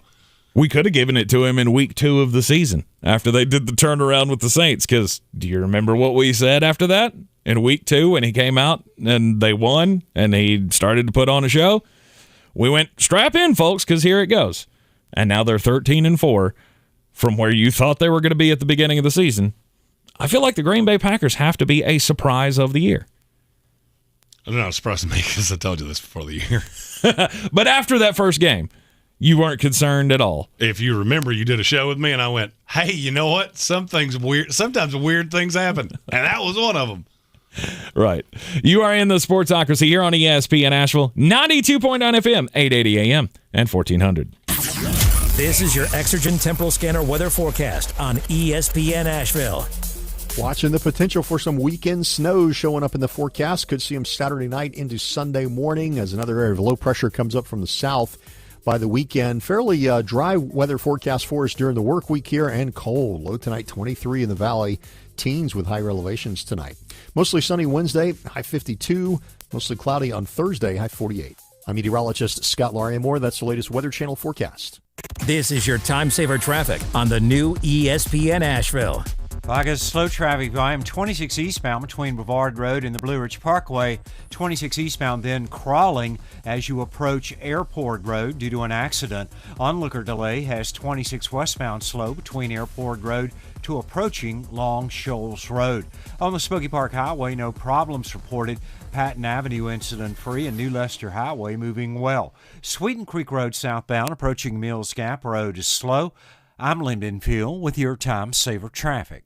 This report is sponsored by Staples Stores. Your local Staples has all the tools you need to start the year off strong. Right now, get 40% back in a Staples Store bonus when you buy any 2 ink or toner cartridges in-store only. Offer ends 1/15. See staplesconnect.com/store bonus for details. Staples, the working and learning store. Do you really want to go through another year with that awful joint pain? Don't do it. Resolve right now to get yourself moving again for 2022. It's time to call QC Kinetic, non-surgical regenerative treatments for joint pain. We're talking lasting results using natural biologics. No surgery, no pain meds, no steroids, and no downtime. This is really exciting stuff. Regenerative, restorative treatments that actually encourage your body to heal itself using highly concentrated natural biologics. Patients rave about it for hip pain relief, knee pain relief, shoulder and back pain relief. Don't let them keep giving you steroids, and don't let them tell you your surgery is your only option. Get a free second opinion at QC Kinetics. Do it now and imagine life in 2022 without pain. Call the local medical professionals at QC Kinetics now. 828-333-9517. 828-333-9517. That's 828-333-9517. Hi, I'm Chad Greenway. After retiring from the NFL, I've embraced my new role coaching my kids in their youth sports. Our Youth Basketball Association made the decision to use trusted coaches to train, screen, and educate all of our basketball coaches. Visit trustedcoaches.org to learn more. I'm a trusted coach. Are you? What are your 2022 business goals? Simplified IT? More security? Dell Technologies has the expertise to help you, from transforming your digital workspaces to providing comprehensive end-to-end IT solutions. Get high-performance computers featuring Windows 11 Pro with powerful hardware-based security and savings up to 45% during Dell's New Year event sale. Get special financing through Dell Financial Services. Call a Dell Technologies advisor at 877-ASK-DELL. Rogue Combat Club, Asheville's home for comprehensive martial arts training, has a goal for our community, one that's stronger, more fit, and unwavers in its support of one another. Rogue Combat Club's instructors have competed at the highest levels and offer classes for everyone from young children to adults in Brazilian Jiu-Jitsu, Muay Thai, and wrestling. Rogue Combat Club classes can help you boost your self-confidence and self-defense skills while weeding out the egos and intimidation found at other gyms. Join today at roguecombatclub.com. I believe real estate isn't about properties. It's about people. I am Clarissa Marshall with eXp Realty, serving all of Western North Carolina. Navigating the home buying and selling journey can feel overwhelming at times, and that's why having an agent who cares about you and your needs is key. I'm a native of Western North Carolina, and I close over a home a week. I'm an expert in the market, pricing my sellers correctly to net you the most money, and working as a skilled negotiator for my buyers. Please give me a call today at 828-774-6343 to set up a complimentary market analysis.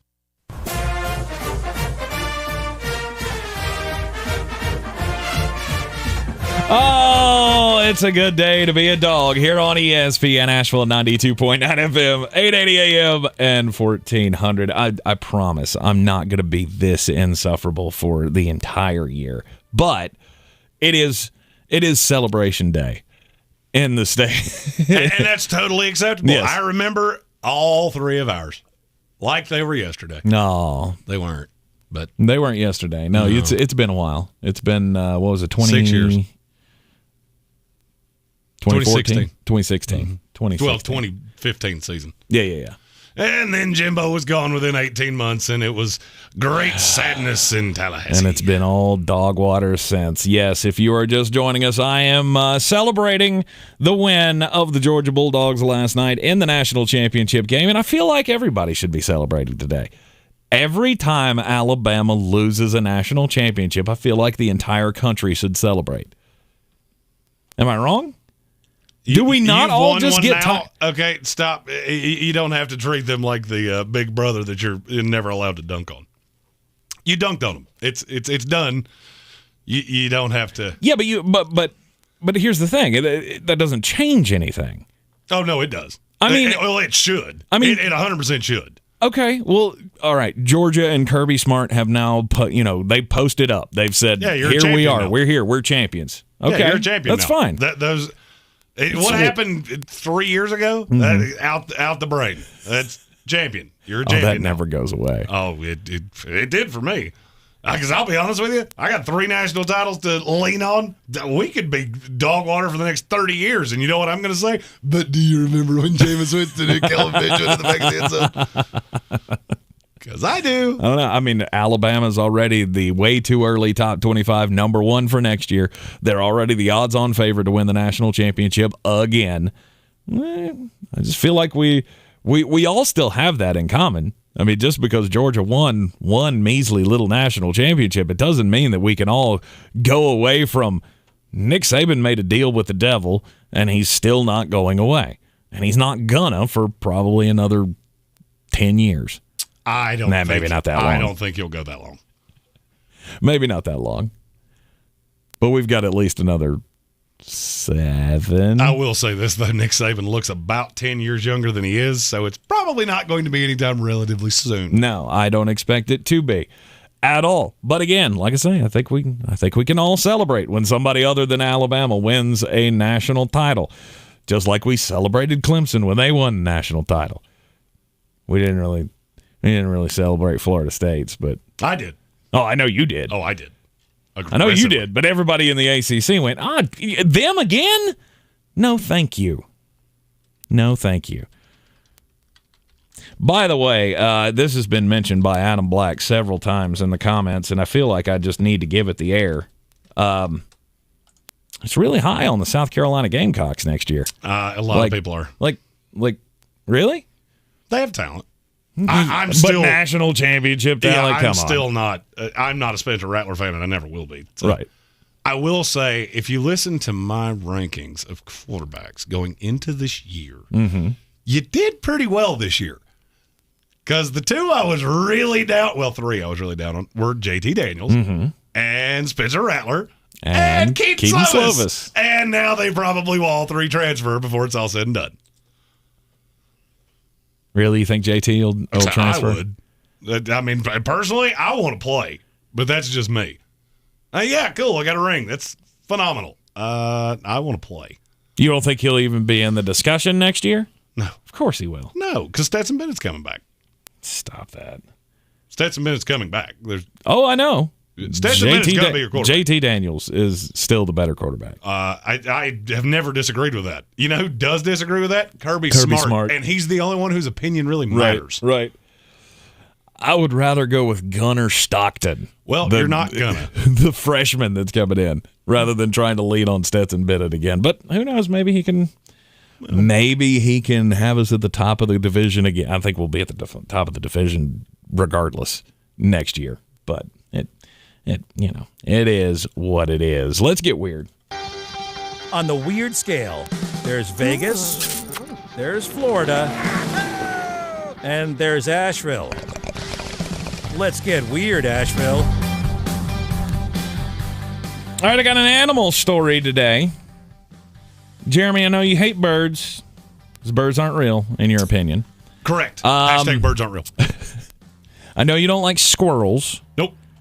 How do you feel about rats? Not a fan. Not a fan of rats? It's actually just flightless birds. Actually, a bird is really just a rat that can fly. I thought that would be a bat. a bat is really just a rat that can fly. That's why it rhymes. Well, sad to report that there is a heroic rat that has passed away. A heroic rat? A heroic rat.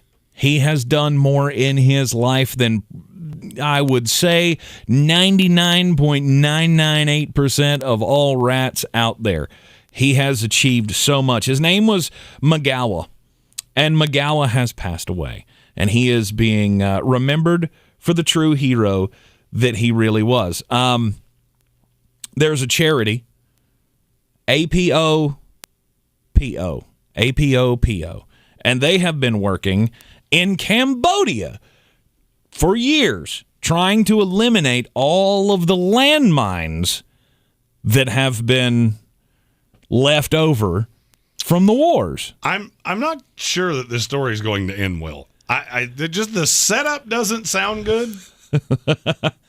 For 5 years, this same rat has been the star of the quote-unquote fleet that APOPO has used to help detect landmines. He found over 100 landmines and other explosives in his 5-year career. And now he is gone. Natural causes. Natural cause. That's what's weird about this. They used the same rat for 5 years going into the jungles of Cambodia trying to find landmines, and this guy had retired. He had retired in recent months, and he just in the last few days he's an 8-year-old rat. The rats don't live a whole long life, and you might think they would live a little bit longer when you see the size of Magawa. There are several pictures on the internet of Magawa, the heroic rat from Cambodia. He is the size of a very small dog. Like, unbelievable. But the fact that he did not lose his life in the line of duty, I think, is the weirdest thing I've ever heard. That a rat who looked for landmines died of natural causes. And I will agree with our Canadian friend, Armchair Commentary, who helps us with and is our partner on our Sunday show. Yeah. Nothing you just said changed the power ranking of rats for me in the top 2. Master Splinter from the Teenage Mutant Ninja Turtles is 1. Okay. Stuart Little is 2. And that rat that you were just talking about can be number 3. He'll be number 3? Master Splinter will always be number 1. All right. So just pour one out today for Magawa. And Master Splinter. We often in this segment say don't do crimes. Yes. You know when you really shouldn't do crimes? You should never do crimes. But if you're gonna do crimes, you should certainly not be a police officer who is supposed to be responding to crimes. A California appellate court has ruled that 2 Los Angeles police officers were properly fired because they didn't respond to a robbery. Okay. A robbery happened. It was at a Macy's in the Crenshaw area. So they send out the calling all cars, and the closest car you're supposed to respond. This car was right around the corner, and it was containing Luis Lozano and Eric Mitchell. They were both members of the Los Angeles Police Department. And when this comes out, apparently there was a camcorder in their car. There's a little video that records them and the things they say. Lozano could be heard saying, after hearing this, "Oh, screw it. We're not going to respond to that." So they didn't. And do you know why? Why? Do you know what they were doing in that car? What? This was in 2017. Okay. They were playing Pokemon Go in the car. They literally drove the car away from the robbery to find a Charizard or a Snorlax or I don't know even how to kind of pronounce that. Tegetic. Mm-hmm. Tegetic? Yeah, sure. They're discussing on the video how to find these things while an active robbery is happening right down the street. First of all, okay, don't be a grown person playing Pokemon Go. Nope. I mean, I'm not judging you. We all have, I talk about the NFL draft for 12 months a year, so I'm probably not one that should be labeling people as the cool kids. Right. Because I don't necessarily think that I fall into that. Nope. However, what you should do if you're a LAPD police officer is stop crimes because that's your job. People do crimes. They're not supposed to do crimes, but they do crimes. And when they do crimes, you're supposed to stop the crimes, not look for a Charizard. I don't even know what that is, and I can't believe I've said that word on this show 2 times. So it's like a dragon. If you're playing Sportsocracy Bingo Charizard, if you had that, you know what? Count it twice. Give yourself a free spot on the wheel because I said it 3 times. Squirtle. That was always my favorite. Oh, what? It's actually the only other Pokemon I know the name of. That was one game that came along, and I went, nope. Basically, anything that had to do with cards, I'm out. Except for baseball cards. Nope. Never did those? And I've got a ton of them. Really? Yeah, it's somewhere in the collection of things that I have accrued over my life. I have a tremendous collection of baseball cards. And frankly, I could have 3 Honus Wagners in there, and I would never know. Bet you don't. I'm sure I don't. I do know I have a Ken Griffey Jr. rookie card. Yeah. That at one time was worth quite a bit. And I had about 10,000 more. So, if anybody wants to go find that, I mean, don't go raid my childhood home. Right. But I was going to say, you tell me where they are. I'll go pick them up. I'm a sucker for baseball cards. And here's the thing. I don't actually know where they are. Well, that's a problem. There's a lot of things that I own that I don't know where they are. That seems like a problem. My Ric Flair robe, that's the saddest one. Yeah, how do you let that out of your sight? I think it was in a storage unit the last time I saw it. I mean, was the actual like costume quality? Oh, it was made by a seamstress with sequins that had my name on it. It was super cool. Yeah, I would imagine so. Yeah, that was when I was in sales. It's one of the because things guess you never what? lose. In sales, I was no less insufferable than I am now. No, are you serious? Who's shocked? Show of hands. Yeah, no. When you told me one of your former sales jobs gave out wrestling belts for the salesman of the month, that's why you got the robe, wasn't it? No, but I was the boss there. Oh, so that was your thing. Yeah. That was your incentive. Yeah. Okay, all right, Yeah, I was all the right. boss there. So that totally makes sense because I went, that's a weird thing for a multinational corporation to have as a that was my thing. Sales award. Yeah, that was my thing. Okay, all right. Now it makes all the sense And here's the thing. in Belts the are cool. world. Bulbasaur. Yeah, Alexander. There's another one. Always loved the Bulbasaur. A Bulbasaur. Isn't that what you get if you touch a light where you didn't leave it off long enough for it to cool down? You get a Bulbasaur? That's right. That's right. You try to take the light bulb out when it's still hot. You end up with that Bulbasaur. It's also called a blister. You gotta- I believe those are I believe that's you could just call that guy Blister.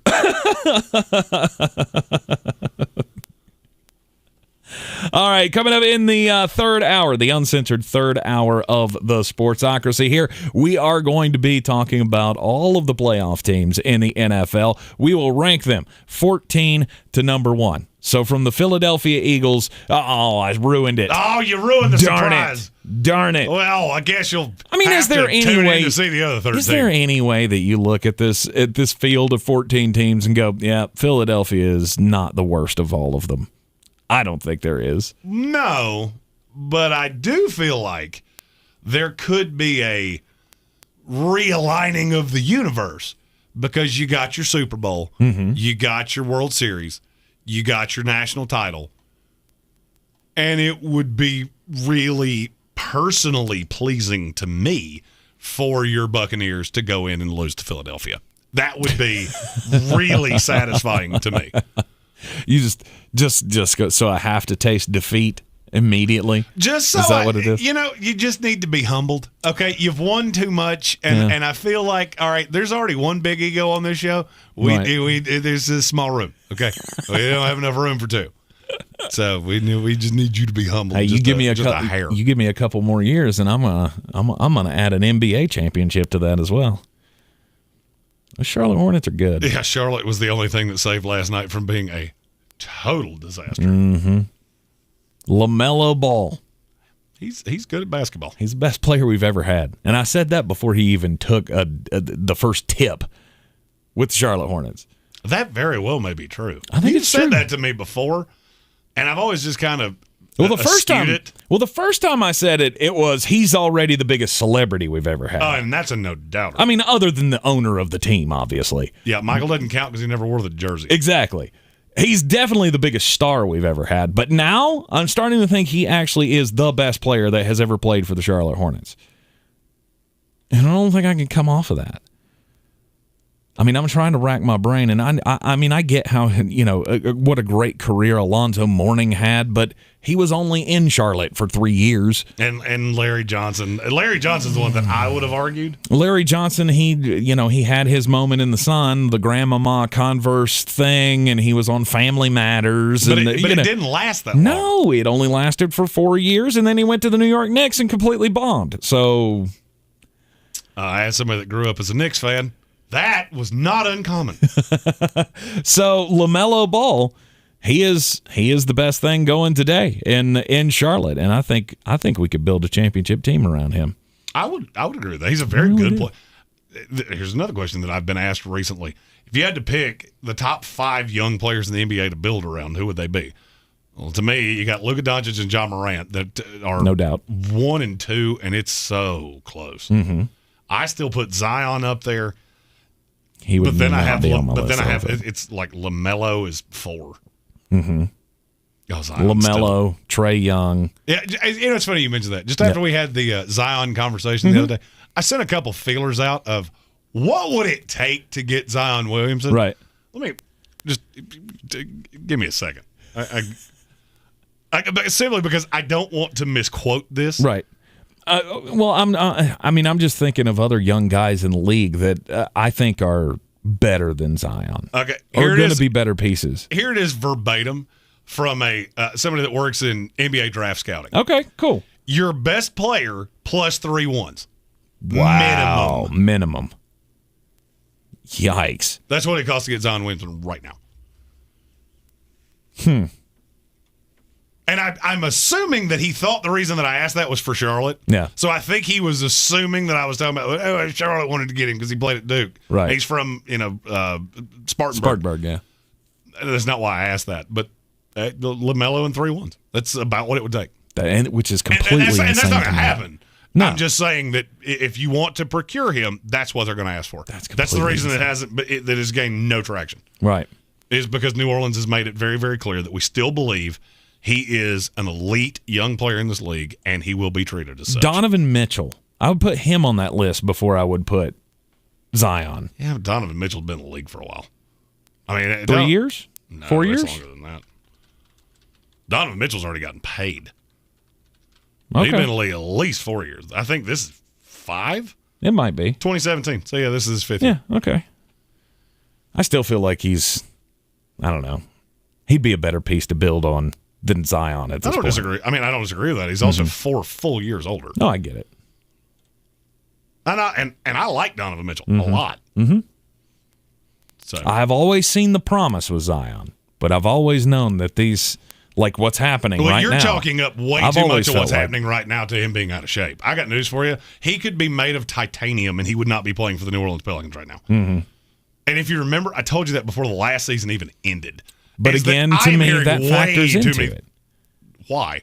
Because you're playing for a dumpster fire franchise that sells 2,000 seats a night. You've already watched every star in this franchise's history walk out the door. It still just tells me that if he don't get his way, he ain't gonna play the way I want him to. Oh, you mean like every superstar in the NBA?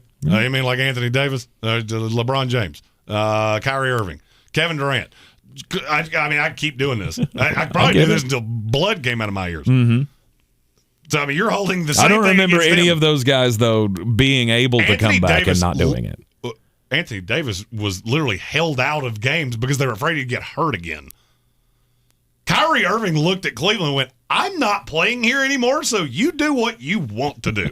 Right. You can let me just sit around and collect dust. Oh, and then he did the same thing in Boston. Mm-hmm. Yeah, no, that's the NBA, a little different.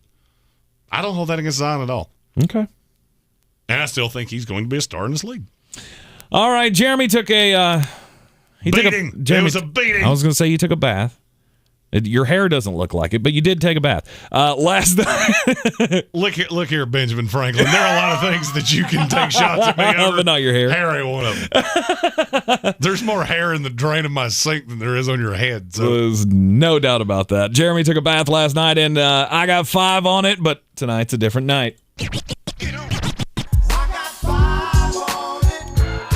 I did lose a lot. $175 loss last night. Not all of the winnings from the first week, but, we're closer to that original balance. Tonight I got two $50, one $25 wager. First one, $25. The Texas Longhorns at home tonight against Oklahoma. The good of Texas is outrageously good.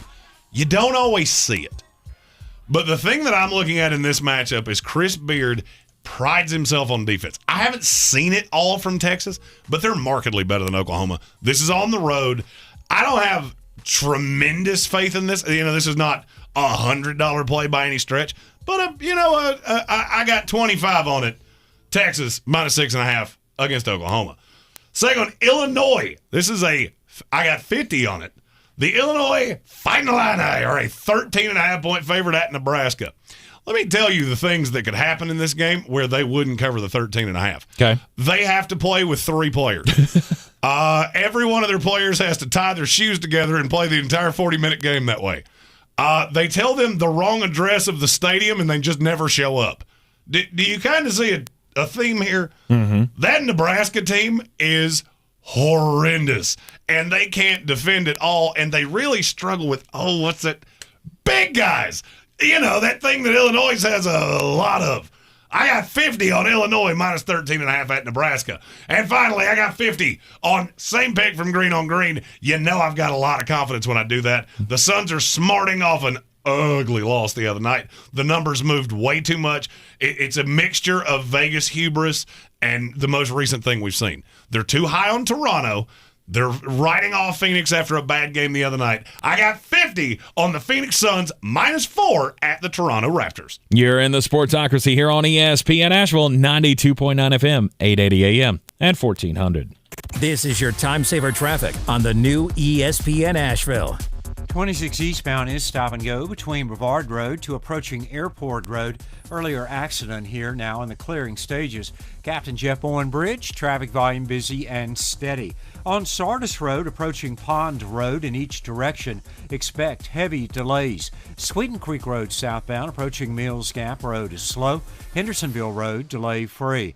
Long Shoals Road, no problems, and Brevard Road moving well.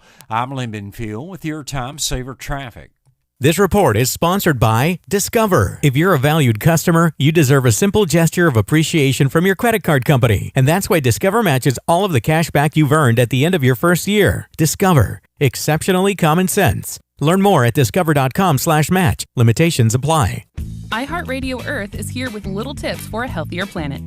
It sure feels good to step into a warm car after letting it heat up for a few minutes. However, this practice wastes gas, increases emissions, and pollutes the air. Limit idling your car to no more than 3 minutes to save money at the gas station and improve air quality. Brought to you by iHeartRadio Earth and the National Environmental Education Foundation. To find more tips for smarter, sustainable living, or to take action in your own community, go to iHeartRadio.com/Earth. Hey folks, DG here asking you to give yourself the gift of Asheville Smiles here in 2022.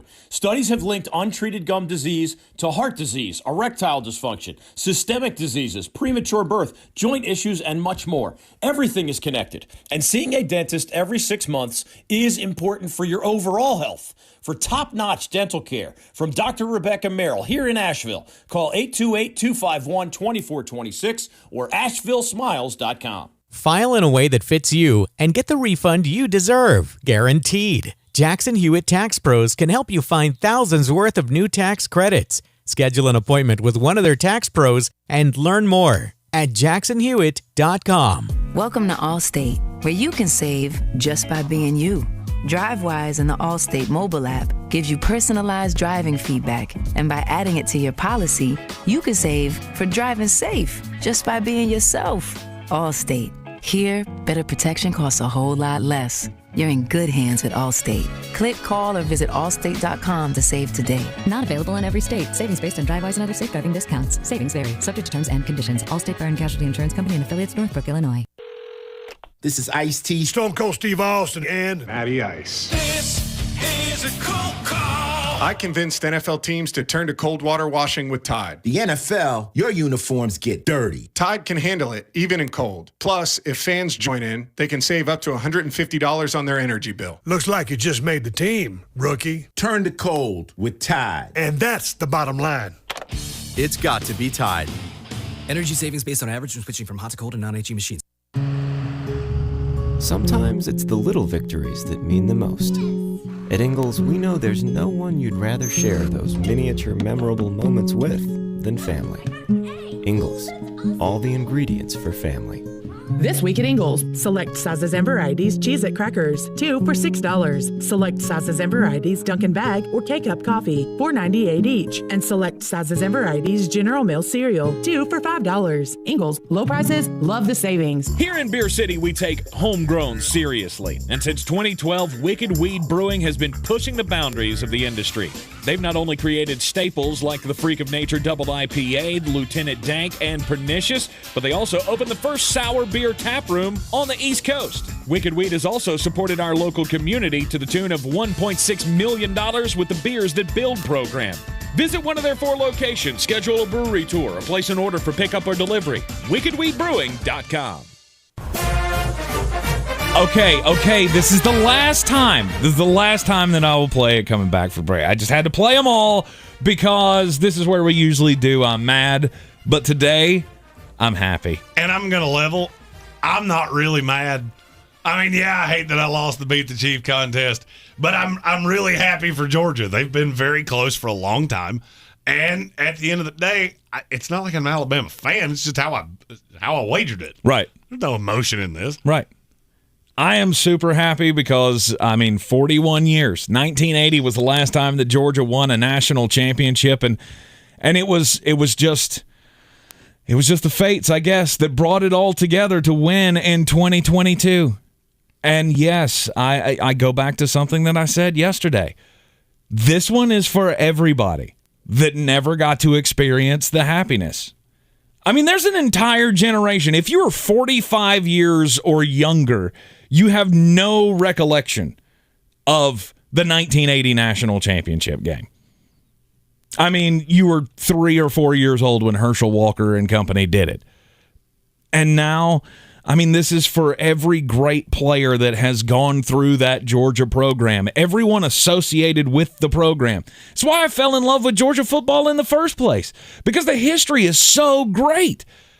I've participated in the dog walk right at Sanford Stadium, as the guys come into the stadium, in between the hedges. This is for every one of the 12 Uggas that have been throughout history, even Rusty, that little brown dog that we had for a couple of years after Ugga 10 died.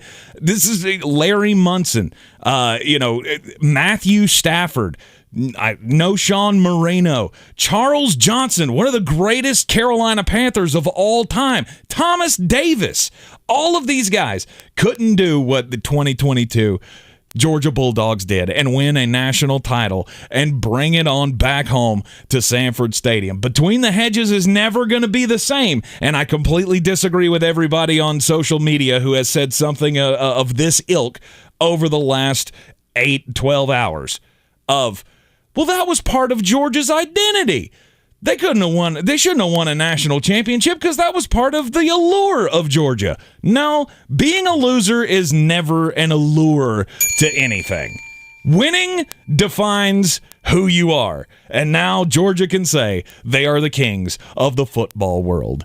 Stay tuned with us for the third hour. Coming up next, exclusively online, go to thesportsocracy.com. Click on that live YouTube link. This is your Exergent Temporal Scanner weather forecast on ESPN Asheville.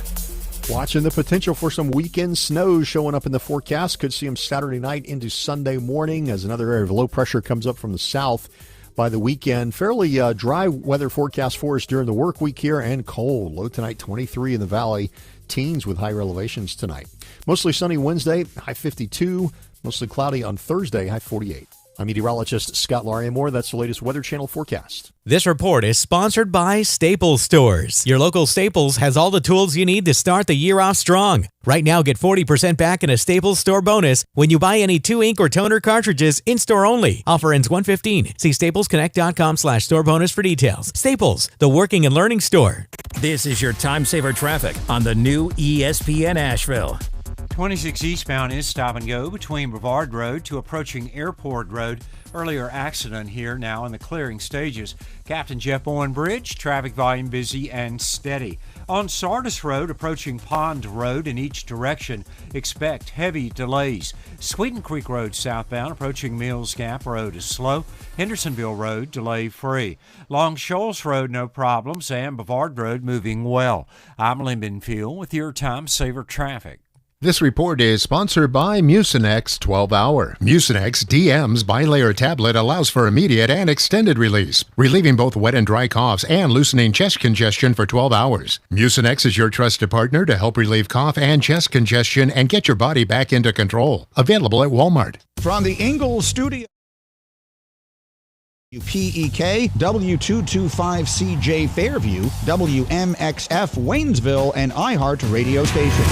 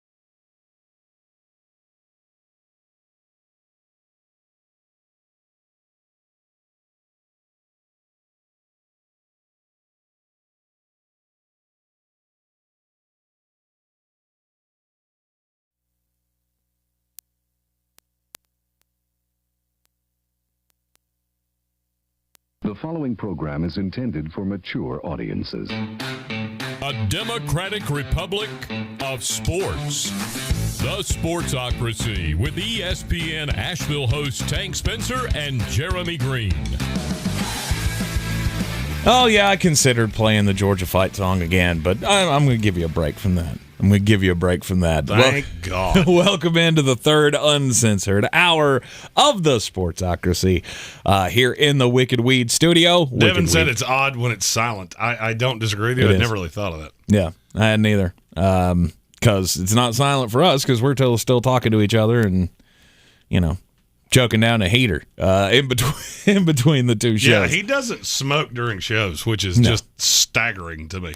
No, I do not. But anyway, we're here for the third hour in the Wicked Weed studio, wickedweedbrewing.com. Drink different, and it's time to talk about the NFL playoffs.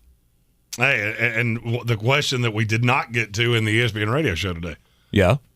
Is there a team that is a wild card team that could actually win a Super Bowl this year? No. I don't agree with you. No, I don't feel like there is one. I think there is one. The one wild card team that can win a Super Bowl. The Las Vegas No, it's not. Stop that. I believe more in that team than you do, but I don't think they can win a Super Bowl. Mm-hmm. There is a wild card team that I have seen a high side in that is good enough that you could win a Super Bowl. Let me guess. It is the San Francisco 49ers. That's the one. Their high side is really good. The defense still scares me because I don't know that they have that extra tier, that extra gear, I should say, that could stop an Aaron Rodgers or whatever the case may be. They're just going to be so damn hard to stop. Right. Having Deebo Samuel in the backfield, I'm telling you right now, I told you when that started happening okay, that's chess, not checkers. Mm-hmm. That's some next level, somebody's been playing Madden too long and figured out how to edit the positions kind of nonsense. Right. And it just changes a lot. It really does. I would say out of all the wild card teams, that's probably the one that I would agree that could win a Super Bowl. I very highly doubt it. I mean, I think it's going to be a struggle for them to get out of the first round. So, I'm going to tell you this: there's only a couple teams that I actually could legitimately see winning a playoff game. And that gets us into the beginning of our rankings. And these will be side by side because now there's only 14 teams. Right. So each of us get a side. Right. We both universally agree on the Philadelphia Eagles are the worst team that made the playoffs. Yes. And I think they're most likely going to get absolutely housed. And if you disagree with us, you can take that information to betus.com. Sign up with the promo code Sportsocracy. Get your 125% deposit bonus. If you put in $100, they'll give you 125 in free play tokens that you can use to put on the Eagles to cover against the Tampa Bay Buccaneers. I'm not going to go Eagles plus the 9.5, but if that even is still the number, that was the first number that I saw on it, I believe, yesterday. But I mean, I don't think it's a horrible bet. I really don't. It's 8.5. It's 8.5 now? Okay. I'm not going to do it, but Tampa does not cover well. No, So they don't cover particularly well. But, I mean, here's the thing. To me, this is the worst possible matchup that Philadelphia could have gotten. Mm-hmm. Because when does that offense work legitimately well? When you're running the ball on schedule. What does Tampa Bay do better than friggin' anybody? Keep you from doing that. Yes. The way you can attack them is through the air. Yes. And I just, and maybe he'll prove me wrong. I highly doubt it. But I just don't see what ulterior universe we're going to live in that Jalen Hurts is going to be able to cut up that secondary. I just don't buy it. No. They won't be able to do their damage through the air. It'll be, I imagine that game's going to be much like their first meeting this year, which I get it. The first meeting this year was before they went to the all-running triple option bullshit that they've been having success with. But I think it's going to go something similar because you're not going to be able to run the ball on that team. No. By the way, I have to ask this. Mm-hmm. How did you feel about the Vita Vea gigantic extension? I'm good with it. That's a lot of money. It is a lot of money, God, but man, it was that is going to be the 4 highest paid years. shit team in NFL history 2 years from now. 4 years, $76 million, I believe I it thought it was. was 73, but I know it's somewhere in that neighborhood. Yeah. What's $3 million amongst friends? Yeah, especially when it's somebody else's money. Yeah, exactly. That's coming out of the Glazers' pocket and doesn't have to come out of mine. I was completely fine with it. Vita Vea is the next generation defensive tackle for the Tampa Bay Buccaneers. It's one of the things that when they are good, that's what you have. You had Warren Sapp, you had Gerald McCoy, you went to Ndamukong Suh, Vita Vea. So Adam Black asked a question in the comments that I think, as we are a very gambling-centric show, at the very least, I should touch on. Okay. I've never understood why teams against the spread matters because there's too many variables. Is it the idea that Vegas keeps missing them? No. The reason that your ability to cover a spread matters is because there's a lot that goes into setting these lines. And it kind of speaks to the question of, do you play down to teams? Do you just squish teams? If you're really good at covering spreads, it means you're like a Detroit Lions or a Houston Texans, just a scrappy little bunch. Right. That you don't just roll over and die. Very rarely is Vegas going to miss a line by a ton. It happens. But really start paying attention to lines and then go back at the end of the week and realize how many of them wound up within 1.5 of what Vegas set it at. Mm-hmm. It'll blow your freaking mind if you've never done it before. So if you tend to be a field goal under that and you don't cover a lot, it's just a team that sharps look at and go, okay, if they get up, they could allow the backdoor cover. There's a lot of things that could go into that. If you tend to be very good against the spread, you're a team that just squishes people like a bug. Right. And those are things that you have to know. You have to know how teams are going to treat the end of the game. Because the thing you have to remember when you bet spreads, they don't give a shit about the spread. Josh Allen does not look at the fact they were a 16.5-point favorite against the Jets. He doesn't care. What Buffalo does do, and they're notorious for it, is score inside the last 4 minutes of a game that's already over. A lot of teams don't do that. Right. Tampa Bay doesn't do that. That's why they're so bad at covering spreads. Because in that last 4 minutes, they'll just pound it out, go, 3rd and 13, screw it, run. Don't care. Josh Allen will go deep to Stephon Diggs. Right. And those are things that you have to know. Just little idiosyncrasy things that nobody outside of the betting community really gives a shit about. But people like me, I pay a lot of attention to those things. To me, it's not even a question. Philadelphia is the worst team that made the playoffs this year. And I don't think it's all that close. I mean, I think it's a little close. If they played Pittsburgh right now, Pittsburgh would beat their brains out. You think so? I do. Just beat them senseless. I do. I think Pittsburgh would beat their brains out. Okay. All right. I think it would be a relatively close game, but it's because Pittsburgh has the experience. Pittsburgh's and they have more stars and they're better coached. Pittsburgh's better coached. You've got a vet quarterback. I mean, right now, how many quarterbacks in the NFL, and that leads us into our universal number 13 team, the Pittsburgh Steelers. How many quarterbacks in the NFL legitimately have that start? Don't give me Nathan Peterman here. How many quarterbacks that start games legitimately have a worse arm than Ben Roethlisberger right now? Jalen Hurts. He's less accurate, but he's got a better arm. Right. Yeah, none. I mean, Ben looks like Brett Favre in the last 7 weeks of the jet experiment, where his arm is just stapled on at 12:42 every week, and they go, all right, 3.5 hours, we're going to shoot that thing with some aggressive stuff so you can get some nights. Yep. But at the end of the day, if you told me they beat Kansas City this week, would I be stunned? No, I wouldn't. I would be. I wouldn't be stunned. I would be stunned. Because you're going to have to tell me how they're going to deal with T.J. Watt, because he is a problem. And there's no doubt about that. He is a problem. He is going to get his. The other problem is, though, what happens on the plays that he doesn't? What happens on the plays that he doesn't get home? I mean, I get you still got some good players on that team. Don't get me wrong. But I don't think Cameron Sutton can cover all of your ills. Like, I see Kansas City winning this game big. Because I don't think Ben's going to go out that way. Pittsburgh's defense is just too inconsistent. I don't think they're going to go out that way. Really? I really don't. And I'll be honest with you. the fact the number's going up, I like a lot. Do you know what that line is right now? No. 12.5. Okay. That's dumb time to me. Nah, I'll be on the Kansas City side of that. I'll be on the Pittsburgh side. That's dumb time to me. Mike Tomlin's too good of a coach for them to get run off the field. And just think of it this way. Name me the last quarterback that was of this stature that in their last playoff game just got the absolute piss beat out of them. Okay. There you go. Off the top of my head, I can't think of one. You're not going to find one. Before anybody gives me Eli Manning, that wasn't in the playoffs. Right. That was in the regular season. Mm-hmm. Name me the last time you had to watch a quarterback basically put their tail between their legs and walk off the field getting beat 42-6. I'm not saying it hadn't happened because it has. Right. But it's stupidly rare, and there's a reason. And those teams were not coached by Mike Tomlin. Mm-hmm. Okay. Eric Miller said Chris Jones has more sacks in that game than Watt. That wouldn't shock me. I'd agree.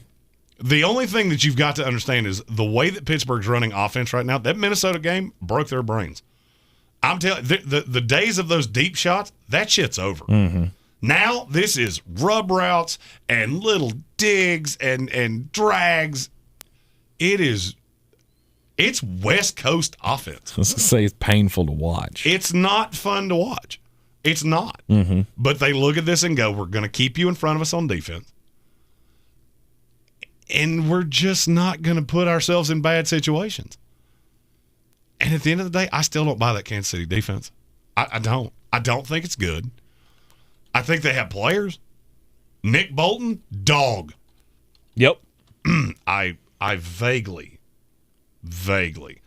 remember a very large lumberjack that was on this. Vaguely. That told you Nick Bolton, dog. Yes. I like that kid so much. And there's a linebacker in this draft class that reminds me of him so freaking much. Right. They said in the comments, they said Tony Romo. He didn't lose in the playoffs, did he, his last game? Yeah. And the thing about Romo is that I don't put Romo in the same class as Ben Roethlisberger. To me, it's not even close. I don't either. To me, there's two full tiers between Tony Romo and Ben Roethlisberger. Mm-hmm. Big Ben's first ballot Hall of Famer, no doubt, and they will riot if you don't. Tony Romo never gets in the Hall of Fame, ever. If they vote on this until the end of time and they stop playing the NFL in 2040, he would still never get in. Yeah. Might get in as a broadcaster. Right. I mean, look, it's been fun. It's been a fun little ride, and I said this about the Monday Night Football game, I know.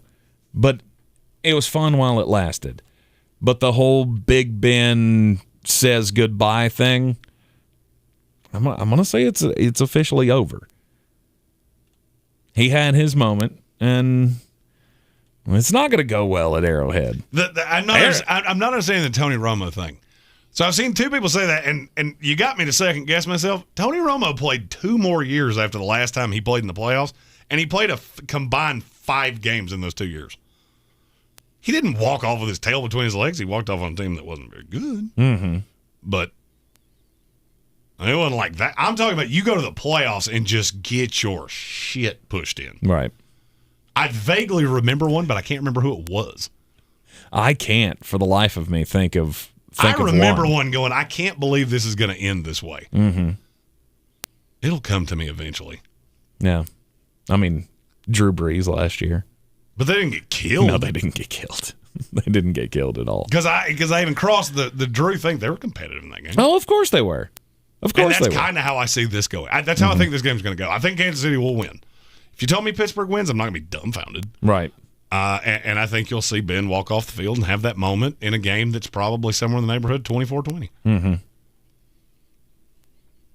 Okay. If you told me it was 24-13, am I going to be dumbfounded? No. Yeah. If you told me it was 24-6, yeah, now we're getting into, I don't know that I can believe that. Yeah, see, I think that's more what it's going to look like. I don't know if it's just going to be 6 points from the Pittsburgh Steelers, maybe give them a little bit more than that, but I think this is easily a 10-point game for me, and I'll be on the... You also believe more in Kansas City than I do. I do. I mean, because I trust them, and we'll talk about them coming up in just a little bit, and I don't trust Pittsburgh. I mean, you have to trust Mike Tomlin. I'd poo-pooed it and said that this is going to be first, losing record of his career and all that, and he's proved me wrong, and I should have known better. Of all the years that I've been watching Pittsburgh Steelers football because of my wife, I should have known better. But I didn't. And they surprisingly made the playoffs, but I think it ends here. I mean, Kansas City dogged them in the regular season, and I think they're probably going to do the same thing to them now. I don't think they're going to beat them by 30 like they did in the regular season. But this is me. Now, I know some people are going to rankle at my next team on the list. And I don't. I think you have them a little low. Well, here's what factored into it for me. I got the New England Patriots at number 12. And the factor there is I don't, I get the Bill Belichick thing. I've always been a Patriots fan-ish. I've always been on Bill Belichick's side. I've always been on Tom Brady's side. That's why the move from the Patriots to my team didn't really hurt my feelings any, because I've always thought he was the greatest of all time. But I don't think they're going to go into Buffalo and be able to win. And see, this was more kind of a not only a power ranking of the teams in the NFL, but also this is kind of like my confidence list. I have very little confidence that New England's going to be able to go into Buffalo and win. It's going to be super gross again. It's not going to be a windstorm or a nor'easter or whatever the hell it was the last time that they got together and New England won against Buffalo. But it's going to be single-digit temperatures at kickoff, according to what I read this morning, and the wind chill's going to be below zero. Now, I get that plays into, running game and all that, but if it's dry and the wind ain't that bad. And then you got Josh Allen with a big arm against old noodle-arm Mac Jones who can't throw. Exactly, killing it. And I got news for you. Look, I have routinely killed Opie Taylor, Sean McDermott, because I don't think he's a great coach. Mm-hmm. I think he's fine. I asked Asheville Police Chief David Zack how he felt about McDermott, and he waxed poetic as a Bills fan. I get it. I just feel like he goes back and watches that tape and goes, Mac Jones we could have sent 11 guys on every single friggin' play, and Mac Jones could not have done shit about it. Yep. Now that was wind. If there's no wind, then now it's just cold. I still don't like Mac Jones in that. I would still believe more in Josh Allen. And at the end of the day, I think the Bills are one of the best teams in the league. I've said this multiple times. If you gave me the Green Bay Packers, the Buffalo Bills, and that third team has rotated, but I finally settled on who it is, and we'll tell you who that is at the end of this. Yep. I'll give you the field. I'll give you the field. Yeah. Because every team has a huge, no doubt flaw, except for those three. Yep. And New England's big flaw is that if they get behind, they cannot keep back. Yeah. They cannot catch back up. Buffalo comes out and scores 2 touchdowns on the first 2 possessions. Done. New England goes 3 and out and then gets the ball back down 14-0. Ball game's over. Mm-hmm. And there ain't enough carries for Damian Harris and Ramondre Stevenson that could bring them back from that kind of a deficit. And I agree with that. I will agree with you. On a power ranking of best teams in the NFL or in the NFL playoffs, I do have them too low. But again, the confidence score factors into this for me. And who you're playing factors in. Mm-hmm. Absolutely. See, for me, there's a team that there's a big damn difference. Yes, I believe more in their quarterback. Yes, I believe more in some of the ancillary pieces. I don't believe in your coach. I don't believe in your coach. And this being the first time that this team's making the playoffs together, my 12 is the Arizona Cardinals. Yeah. Their good's really good, and this is a vet-laden team, and Watt's is back. But at the end of the day, you have to go into L.A. and beat the Rams in the playoffs. And I know Matthew Stafford has turned the ball over, and I have heard that story and that lather, rinse, repeat of, can Matthew Stafford's interceptions keep them from blah, blah, blah, blah, blah. Yep. This is a team that went to the Super Bowl with Jared Goff. Mm-hmm. There are good things with the Rams that I've seen. Do they have to avoid the landmines? Yes. But at the end of the day, I get Sean McVay, you get Cliff Kingsbury. Advantage me. Mm-hmm. You get Kyler Murray in his first ever playoff start, I get Matthew Stafford. Yep. Advantage me. I get a slew of running backs. Now with Cam Akers coming back and the 18 other running backs that the Rams seem to have. Advantage me. Mm-hmm. And defensively, I have Aaron Donald and you don't. Advantage me. Right. That to me, when I looked at the lines, I didn't have an overwhelming problem with any line that I saw. Okay. Until I got to the Rams as only a 4-point favorite at home against Arizona, and I went, that is stupid. Really? I'd have had them at 6.5. Okay. I wouldn't have laid the full touchdown, but I think you missed it by a field goal. Mm-hmm. And with the trajectory of where that line's going, I think it's going to be 3.5 to 3 by kickoff.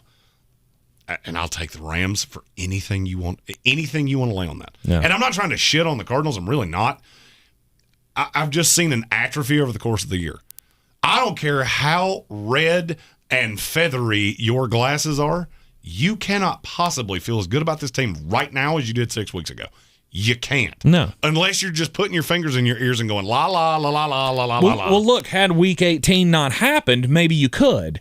Maybe you could feel that way about Arizona. Had they not, gone out there and lost to the Seattle Seahawks when, it was Week 18, we didn't care. No. Don't try to pull that we didn't care bullshit on me. You were still playing for a division title. Mm-hmm. You lost went out to there, the Seahawks. Yeah, and you gave up 190 rushing yards to Rashad Penny. That's a huge problem for me. By the way, tell me a player in the NFL that's going to get more overdrafted in fantasy football drafts next year than Rashad Penny. I don't think there is one. I Can't. don't think there is one. I think the end of the year has completely swayed people. Yep, probably so. I really do believe that. Right. Stephen Tao asked, this is the first playoff start for Matthew Stafford. No, this is 4. No. This is 4, and I'm going to be really honest with you. He was actually pretty good in 2 of them. He was actually pretty damn good in 2 of them. And, yeah, I mean, he was on a Lions team that you had a talent deficit. This is where the rubber meets the road. If I'm not mistaken, no, this is his first playoff game at home. Mm-hmm. This is the first time he's ever done that. But I just look at the Rams and go, to me, every advantage that I care about lays on the Rams. Yep. And I don't buy Cliff Kingsbury. Could he prove me wrong? Sure. Mm-hmm. Because trust me, nobody's been a bigger Cardinal bandwagon booster than me. I had them as the best team in the NFC last year. Yep. And they shit in my nest. And I'm not going to lie, I haven't forgotten that. Yeah. I have them a little higher on my list, but we'll get to that in just a few moments. So your 12 is the Arizona Cardinals. And then our 11, it's both teams. We both have teams right here that the other one believes in exponentially more than the other. Yes. My 11 is the Las Vegas Raiders. And again, to me, this goes to confidence score. You all know I poo-pooed them all year long. I said they couldn't make the playoffs. They proved me wrong, shut me up, and said, hey, here you go. We're the 5 seed in the AFC. Congratulations. Derek Carr, I was completely wrong about him. I've been poo-pooing him his entire career, and he has no doubt proven that he is a top half of the league quarterback. I'm not ready to go. I mean, I guess I would be close to top 10 quarterback in the NFL, but it'd be real close for me. They have a lot of pieces. They have a lot of pieces that I really, really like. However, you are playing the Cincinnati Bengals, and I just can't do it. I can't get away from how amazing the Cincinnati Bengals offense is, and I don't think they got a defensive answer for them. Let me ask you I really a question. don't. Let me ask you a question. Mm-hmm. Vegas has gold fixtures for a reason, fact or fiction? Fact. What has that Raiders-Bengals line done since the second it debuted? Gone up. Gone down. Oh, it's gone down. It's down to 5. Wow. It started at a touchdown in some places. Mm-hmm. 2 points is a hell of a lot of line movement when you're still in. You've gotten past the Sharps. Mm-hmm. Sharps bet it 2 times. Right when the line debuts and right before kickoff. Mm-hmm. Because they let the dum-dums move the line in the 6 days before that. I will be interested to see what public opinion does because I think it's going to move the number back up. I think this one's going to go back to 6.5. And at 6.5, I'm going to be all on the Raiders. Mm-hmm. And we will be doing this game live. Yes. Live reactions. We've talked about doing – it's not play-by-play because technically I can't say that because we don't have a deal with the NFL. No. But the good thing is I can set our television to the amount of delay that we need, and you'll be able to hear us talking shit throughout the game. And, when big plays happen, you'll see our response. It will be a little delayed. So it's not going to line up with your television unless you are a DC Streams customer.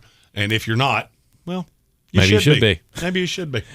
Maybe you like watching fights for free. Yeah. Maybe that's the thing you'd like to do. Mm-hmm. If you want more information, feel free to DM either one of us. And not for free. I mean, it is a subscription fee. Yeah, you pay for it, but you don't pay. You don't pay $70 there every time you don't pay near as much as you would for your regular cable or whatever other streaming services you use. And Sunday Ticket and NBA League Pass and NHL Center Ice. And is it weird that the Major League Baseball one is the only one I don't know the name of? Extra Innings? I think it's MLB Extra Innings. Yeah. Yep. So if you're interested in that, please do hit us up. We will definitely hook you up with the proprietor of the access for all of that. And here's the other thing about Vegas. That's going to be a weather game.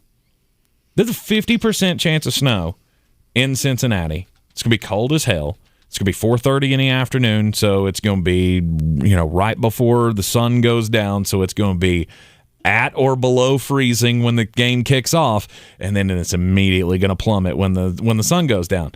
You got Las Vegas playing outside in the cold, possibly in the snow. Yeah, just so you know, I have none of those things. You have none of those things? No, I'm looking at the weather right now. There is no chance of it snowing, and the temperature is going to stay reasonably close. This game kicks at 4:30, correct? Mm-hmm. It's going to be about 28 the entire time.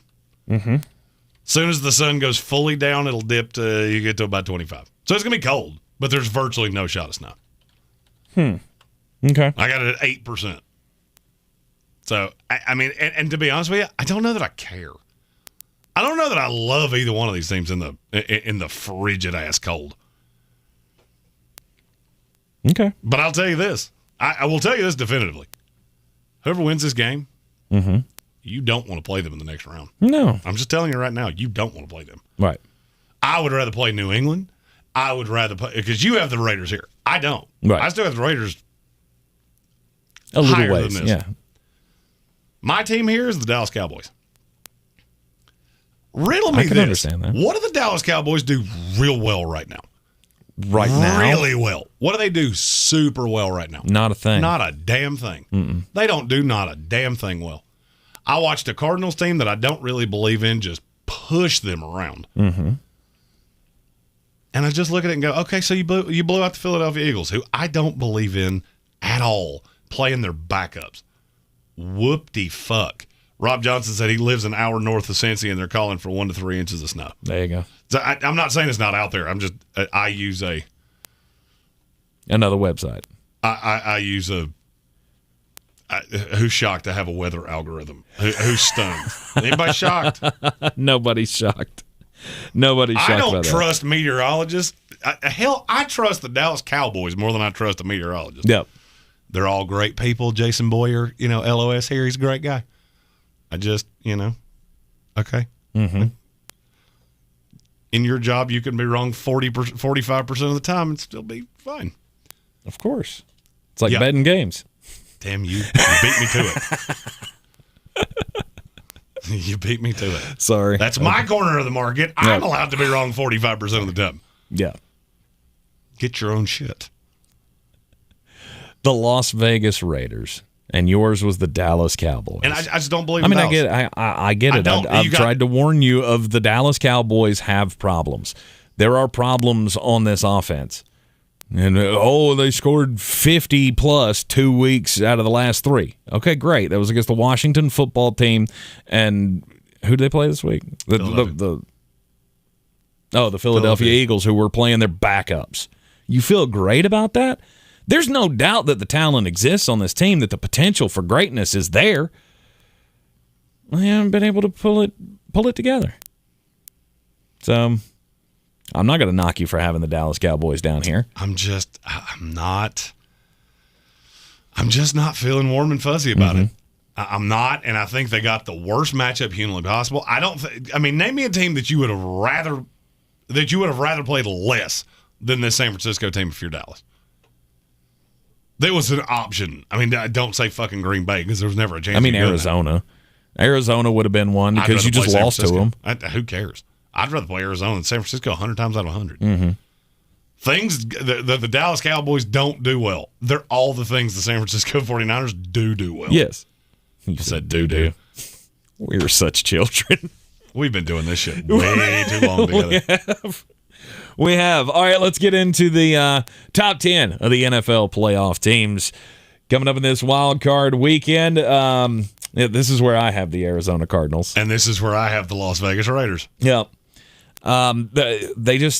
They have their warts, and they're very, very recognizable as to what those warts are. Arizona is facing a very tough road to hoe here. Going to L.A., and you don't really stop the run all that well. And no, Cam Akers is back. I mean, I get he didn't show much this past week, but that was just a trial run. He got 8 touches this past week, and look, he's so rusty. He only had 0.2 of a yard per carry. Well, that's fine. That's fine. You were just testing him out. Bingo. Yeah. You were trying to get his feet wet, trying to get him back into game shape. That's exactly. it. And now, and guess who's been one of the best running backs in the NFL for the last 5 weeks? Sony Michel. Yeah. I mean, now I look at the Rams and go, you can run the ball. Mm-hmm. You're multiple. And look, I know Matthew Stafford doesn't love doing the play action thing. I think you're going to see way more of that than you believe, than you've seen in the past. He doesn't love doing it, but he ain't bad at it. He's not particularly good at it, but it's one thing to do it when you've had the Detroit Lions running game behind you for the last 10 years. Mm-hmm. It's another when you've got 3 legitimate running backs behind you that are actually terrifying. There's a big damn difference there. Yep. But yeah, right here's where you have the Arizona Cardinals. I have the Las Vegas Raiders. Going up to 9, that's where I have the New England Patriots, mm-hmm. and you have the San Francisco 49ers. Yep. And mainly it's because I believe that there is going to be a challenge this week against the Dallas Cowboys. I mean, if the Dallas Cowboys have a great game, if they show up and they find this playoff swing, it's going to be really, really hard. Mm-hmm. It's going to be real hard for you to win that game. However, I like San Francisco in this game. I do too. I like San Francisco to pull the upset over the Dallas Cowboys, and that the 17-point comeback against the LA Rams really showed me something. Because, again, it wasn't like the Rams just got up by 17 and went, all right, fuck it, we're done. We're back. We're backing off. We're done. Hit the breaking news button. We got breaking news. Oh, hell. We got breaking news. Okay. Well, give me just a second. You're in the wrong shit, I know. I'm on the wrong page here. You got to switch it back. You to this one. You got to be on your shit. And then go this one. And then we'll see when it flips to the new show on the system here. It flips my page. Yeah, see it. There we go. Who's gonna break the news? Who's gonna break the news? It's the worst dance ever. No, this is the worst dance ever.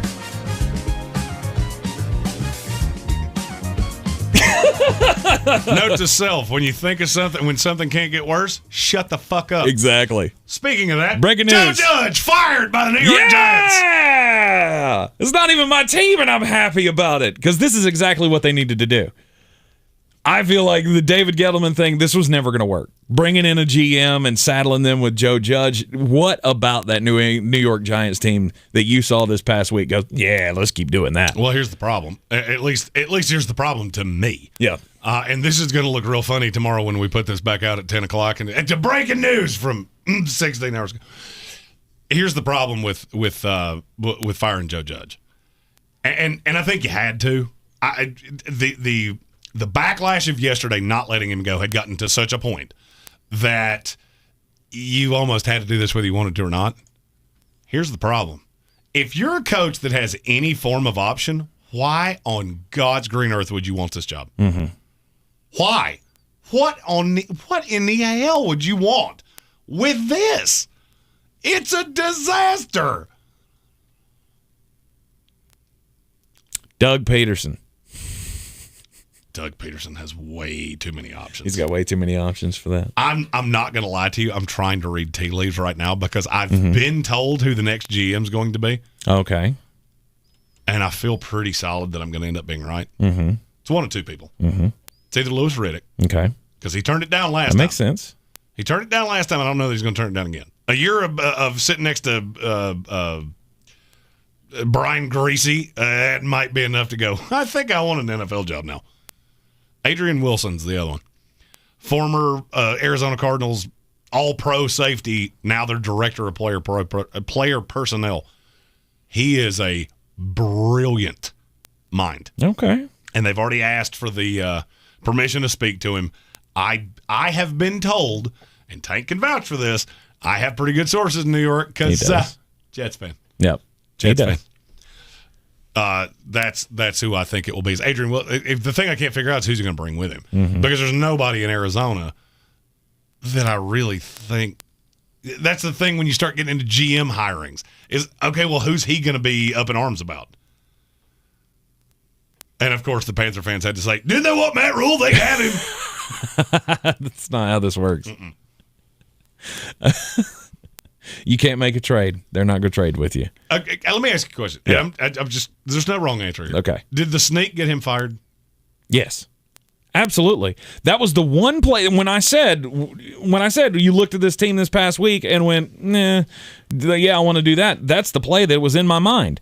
When you're trying to quarterback sneak it from your own 4-yard line on 3rd and 9 just to give your punter a little bit more room, that's just waving the white flag. Well, I mean, they had waved the white flag. There was no doubt about that. We knew that. That wasn't news. Well, yeah. The question is going to be, what coach with options will take this job? Mm-hmm. It is hard as fuck to coach in New York. It's perfect. And that's coming from a lifelong New Yorker. I would think that this would be the perfect opportunity for one of these retreads that we keep talking about. You're not going to convince the fan base. I'm telling you that right now. Really? If you think this is a Jim Caldwell, right? Good luck with Jim that. Caldwell, Todd Bowles. They will show up to Todd Bowles won't go back to New York. He wouldn't show back up in New York. Todd Bowles learned his lesson.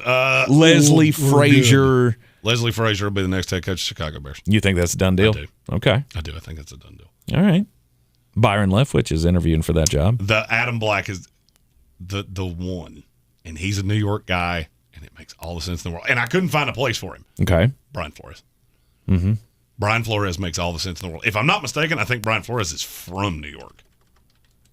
I could be wrong on that, but I don't think I am. The last time a Miami Dolphins coach went to the New York area, I don't think that went well, though, did it? I'm just spitballing here. Oh, give me Adam Gase. I will be the next coach of the New York Jets.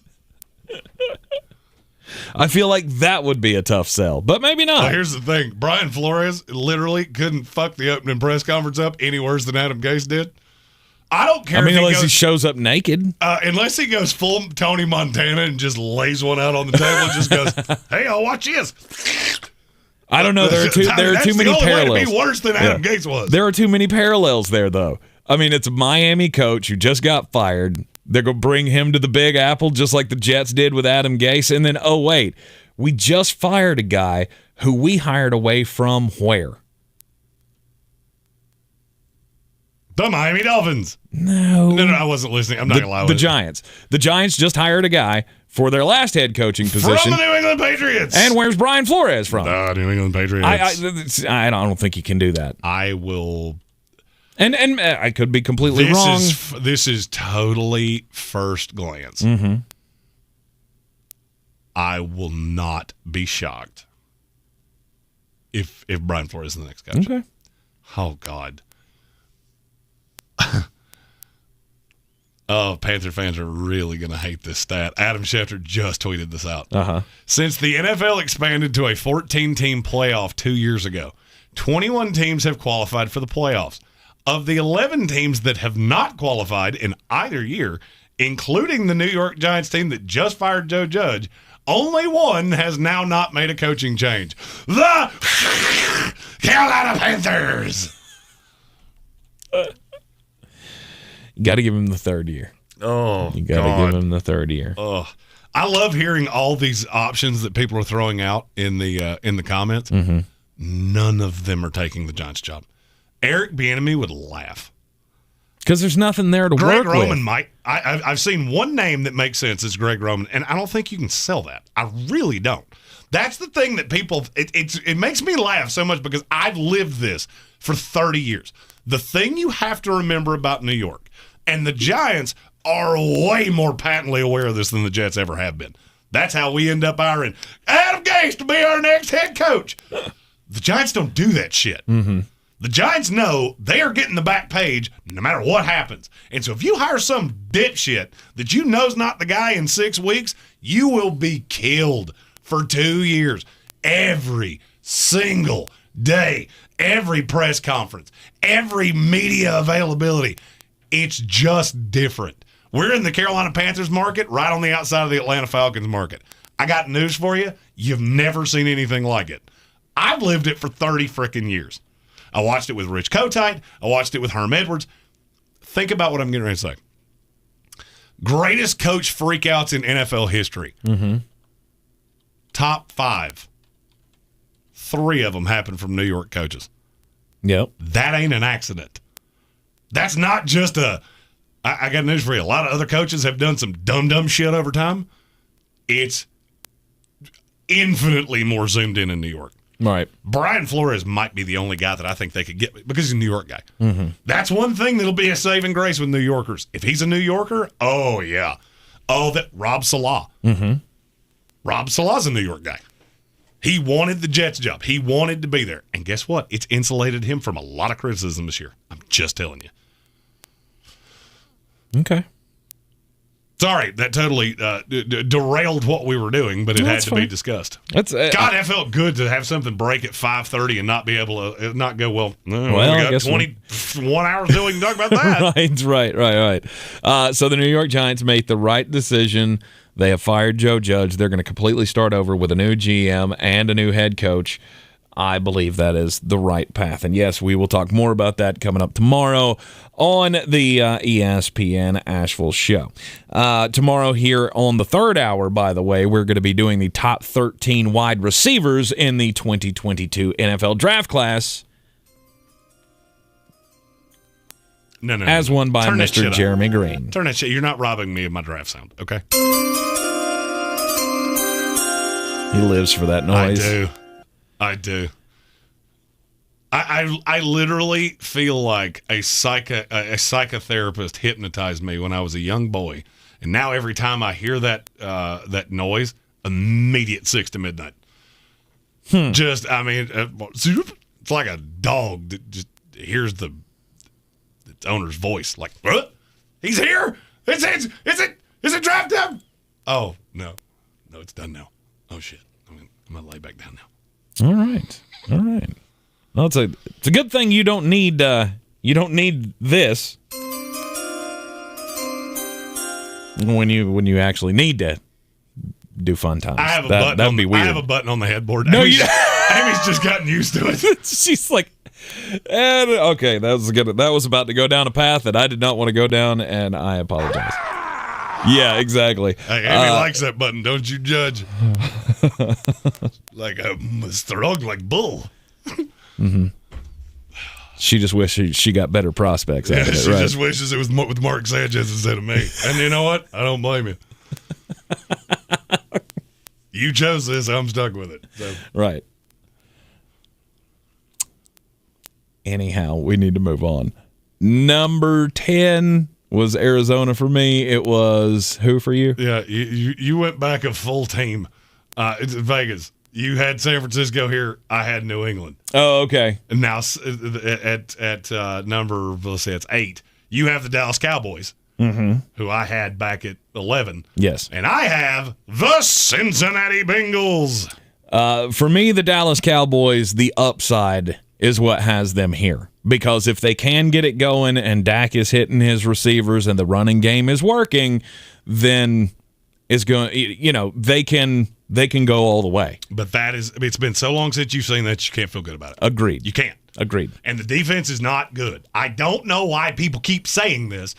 That defense is not good. It is a mediocre defense. Way better than it was last year. They're a turnover machine. And that's what people like. And those are cyclical. Yeah, that is a cyclical stat. But that's what I'm saying. But that's what people like. People see a defense that can create all of these turnovers, and they go, "Oh, that's a great defense." Well, no, not really, because they're 13th in yards allowed passing this year. More interceptions than anybody in the league. They got 26, I think it is, as a team. But they're also right there outside the top 10 in giving up yardage. Yeah, and I mean, everything that we said originally about the Cowboys sticks here. Yes. The Cincinnati Bengals are a team that you believe in infinitely more than I do. I do. And here's the thing. I love the talent. I just waxed poetic about Joe Burrow for 10 solid minutes on the ESPN radio show. Yes. It's your first time in the playoffs. Mm-hmm. All right, let's say you win a game. In the next round, you're going to have to either go into Tennessee or you're going to have to go into Kansas City. Mm-hmm. Eep. And I just don't love that. I don't see a path that in your first trip to the playoffs, that's how that's going to go. You're playing with house money, so they are the wild card of all wild cards because they are the one team that I can look at and go, you didn't have any misgivings that you were going to be here. No, outside of a few Bengals fans that I'll give you credit. And I think that's what makes them dangerous. I'll be honest with you. I think that makes them super dangerous in the playoffs, and that's why they're not on my list for a few teams here. Just because of the amazing amount of talent that they have, they do have holes. I mean, they do have problems. The offensive line has allowed Joe Burrow to take more sacks than anybody else this year in the NFL, and that is a major, major problem. I love that the resident pastor of this show said the vows should be, Jeremy, do you take Amy as your number one pick?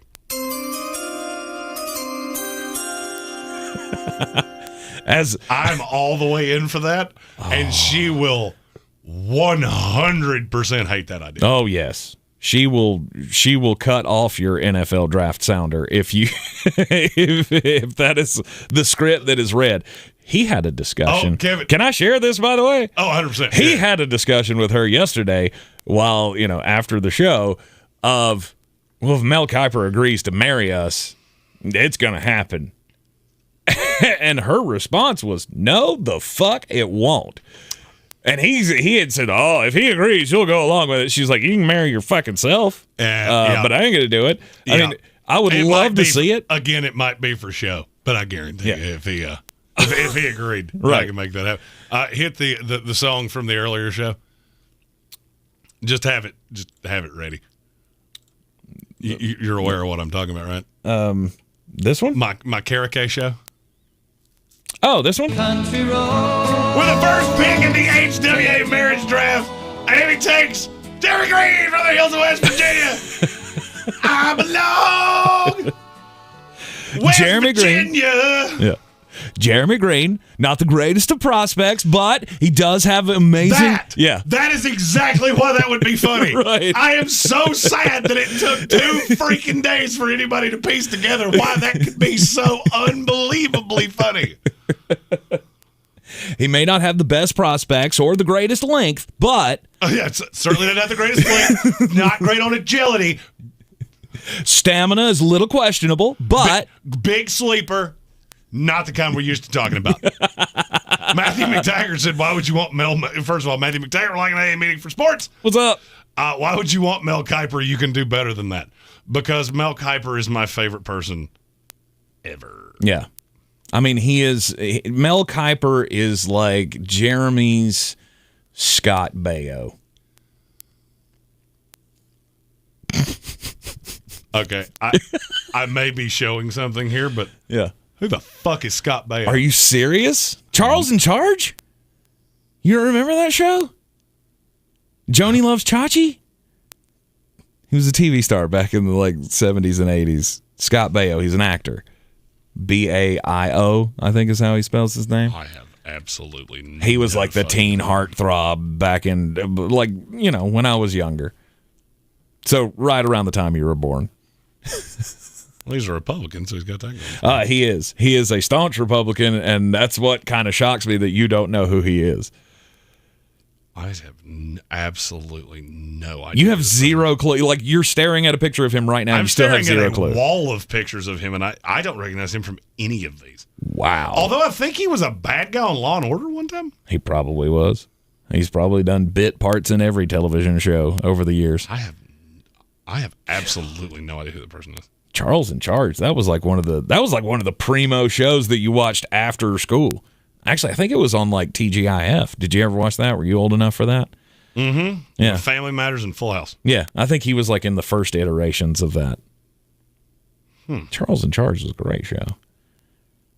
Anyhow, I was trying to make a joke, and you screwed it up by going. His wife is a stunt woman, and she was a Miss Tennessee, and she is markedly younger than him. Good for you.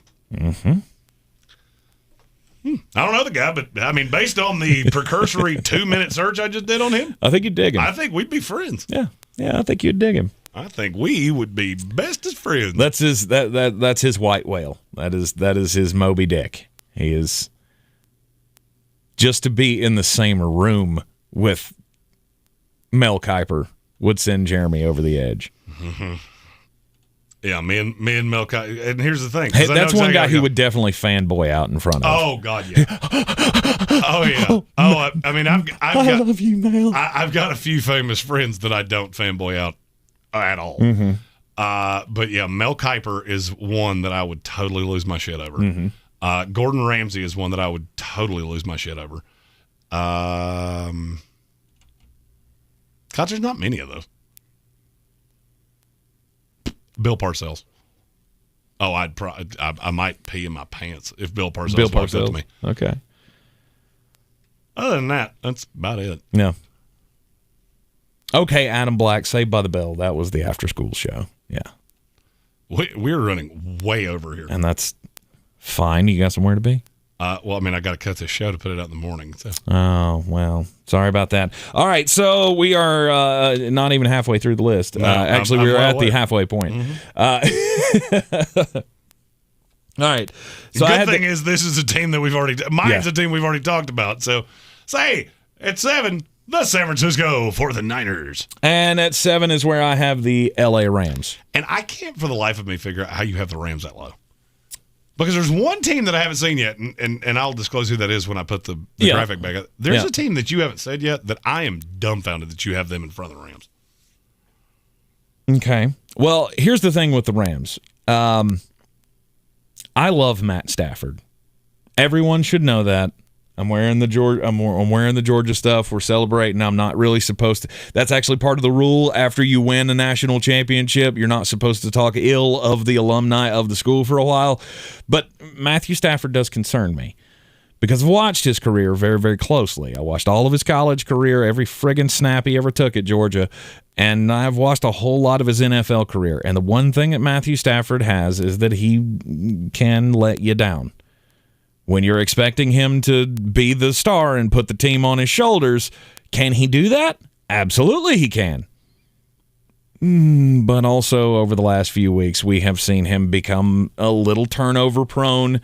Will the moment be too big? This is kind of stacking up as a moment where everybody expected him to come in and they're immediate, Super Bowl contenders. And can he crap in his pants?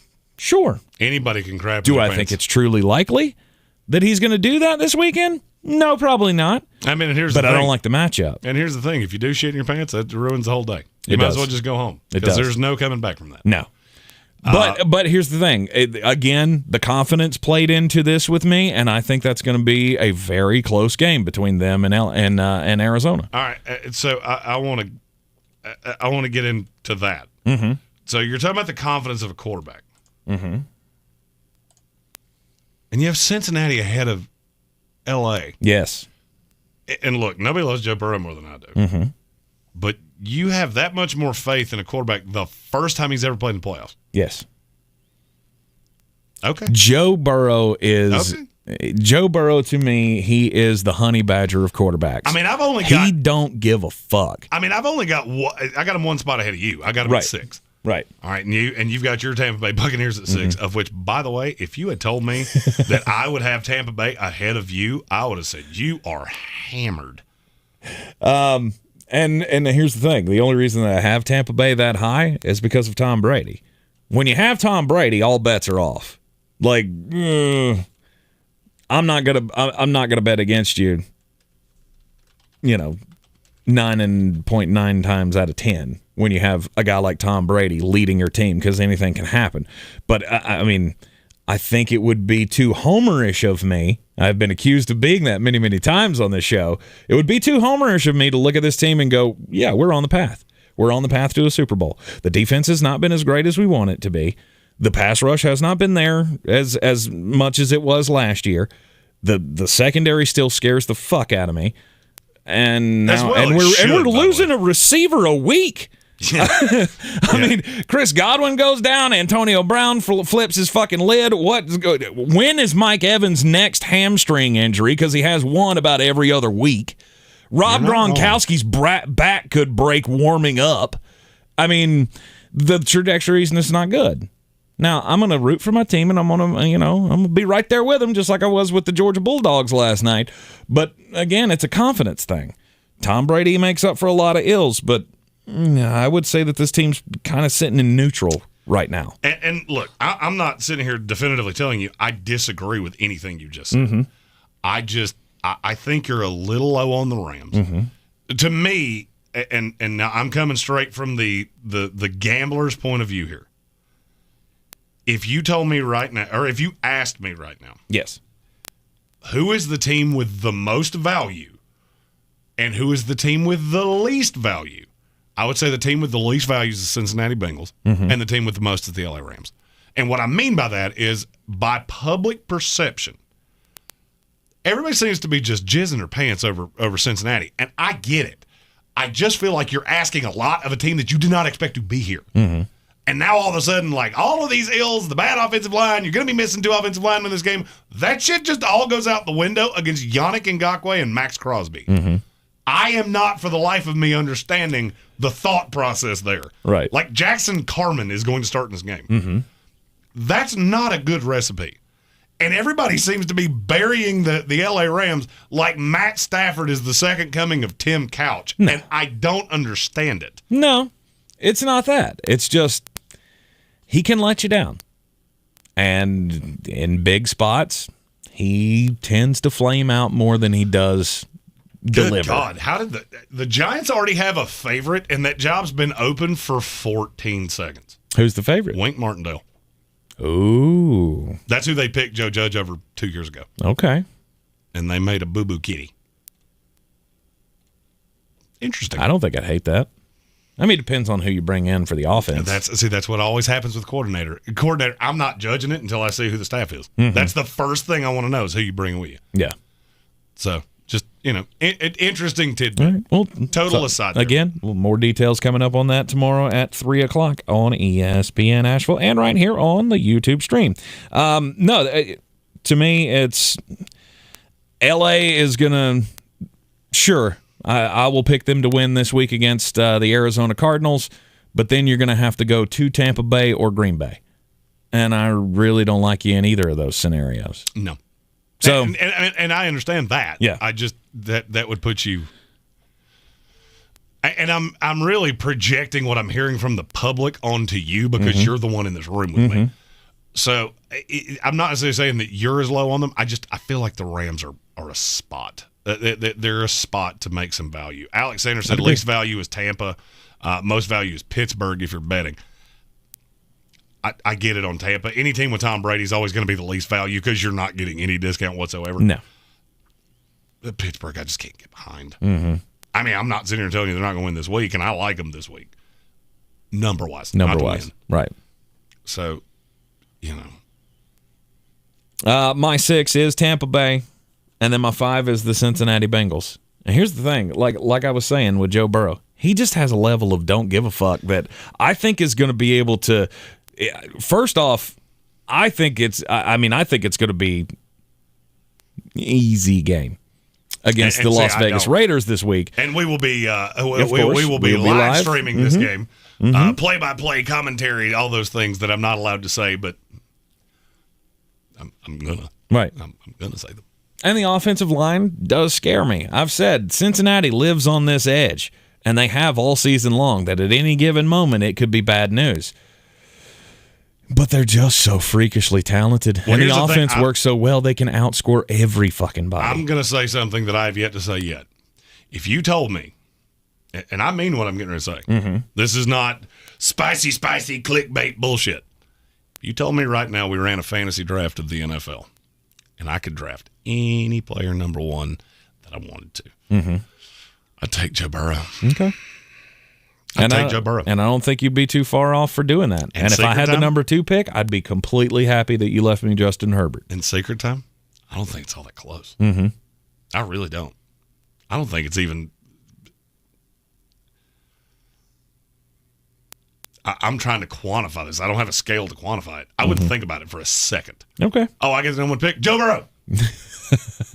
Order a pack of Cubans. Right. He likes those. Just strict talent-wise, we're taking contracts into account here. Contracts, all of it comes into account. Oh, okay. All right. Pat Mahomes has already been paid. Yeah. I'm 3 full years behind that scale. Okay. So talent-wise, where you think he stacks up with Patrick? Close. Really? It's so close. Pat Mahomes has some bad habits Mm-hmm. that look, he's a prodigious talent. Yep. Fantastic player, been in the Super Bowl twice, and now the 4th full year of starting. Could be in a 3rd right now. Mm-hmm. But there are deficiencies. There are times where he leans on it too much. Exactly. Mm-hmm. There is such a thing as having success early can be a bad thing. Yes. Because you start steering into some of those things, and then they become problems forever. Mm-hmm. Dan Marino. Mm-hmm. Dan Marino had early success, and he believed he could do anything with his arm, and it got him in trouble a lot. Yeah. One of the reasons he never won a Super Bowl. Because in the big game, he'd go, I'm Dan fucking Marino. And there's part of that I say with Pat Mahomes, like, ew. I would really like to correct that, but at the same time, it's part of what makes him great. Yeah. So it's a catch-22. And will Joe Burrow get there? And I think Joe Burrow will always have this giant chip on his shoulder, and he's going to be somewhat similar. He's so good. I feel like he's on a trajectory to be one of the greatest we've ever seen. I totally realized I forgot to ask my second trivia question. We'll do that tomorrow. Okay. Second trivia question tomorrow on the ESPN. I just looked in the switcher. My number 5 is Tampa Bay. Mm-hmm. As long as you have Tom Brady, you're never going to fall lower than 5. The problem is that there's 4 teams that I think if you played them, you would struggle like a motherfucker to beat them. And I'm at a point with the defense where I think any big arm quarterback is really going to give you headaches. Yep. And you're going to notice that all the teams in front of you have big arm quarterbacks. Right. Now, one of them doesn't fit with the other 4, but they have something else that's just freakish. Real good. Yeah, real good. My number 4 is the Buffalo Bills. And to me, this is the team you're too late. This is another one that I think there's real good value. Mm-hmm. If you're a gambling individual, I think the Buffalo Bills are a tremendous value right now. Yeah, Buffalo's got they still got that number 1 defense. They can be gashed on the ground, which makes me a little concerned with some of the matchups that they could face in this playoffs. I've already said I don't think that New England is going to go in there and beat them next week. But if they have to face Tennessee again, let me ask you that's going to be a problem. Let me ask you a question. Mm-hmm. Just curious to see how close this you get. Okay. Give me and I'm looking at betus.com. You go to betus.com, use promo code SportsOcracy to get 125% deposit match up to $2,500 on your initial deposit. There are 5 teams in the NFL that have below plus 1,000 money line odds to win the Super Bowl. Name those teams. Hot. Sorry. That was adorable. Well, I tried to lean away so you couldn't hear it. Yeah, it worked. It didn't work. Below plus 1,000 to win the Super Bowl. By the way, the Rams are the team that's plus 1,000. That puts them at 6. Okay. So it's got to be Green Bay. Plus 375. It's got to be Kansas City. Plus 450. It's got to be Tampa Bay. Plus 750. Tennessee Titans. Plus 800. You've done this completely in order except you skipped one. Was it Buffalo? Plus 700. They're 3. Wow. Okay. They're 3 behind Green Bay and Kansas City. Vegas has goal fixtures for a reason. The high side on the Buffalo Bills is too damn good. That's the problem that I have with putting them any lower than where I have them. Mm-hmm. Because the high side is too damn good. And this is a team that is really used to playing in the cold. They've gotten to the mountain peak before. They just never crested it. And If you told me right now I had to pick a team in the AFC to win the conference, I'd take Buffalo above everybody else, including Kansas City. Wow. Okay. Okay. I'm not far off. I really like him. Josh Allen has to carry this team, and he will. And he will.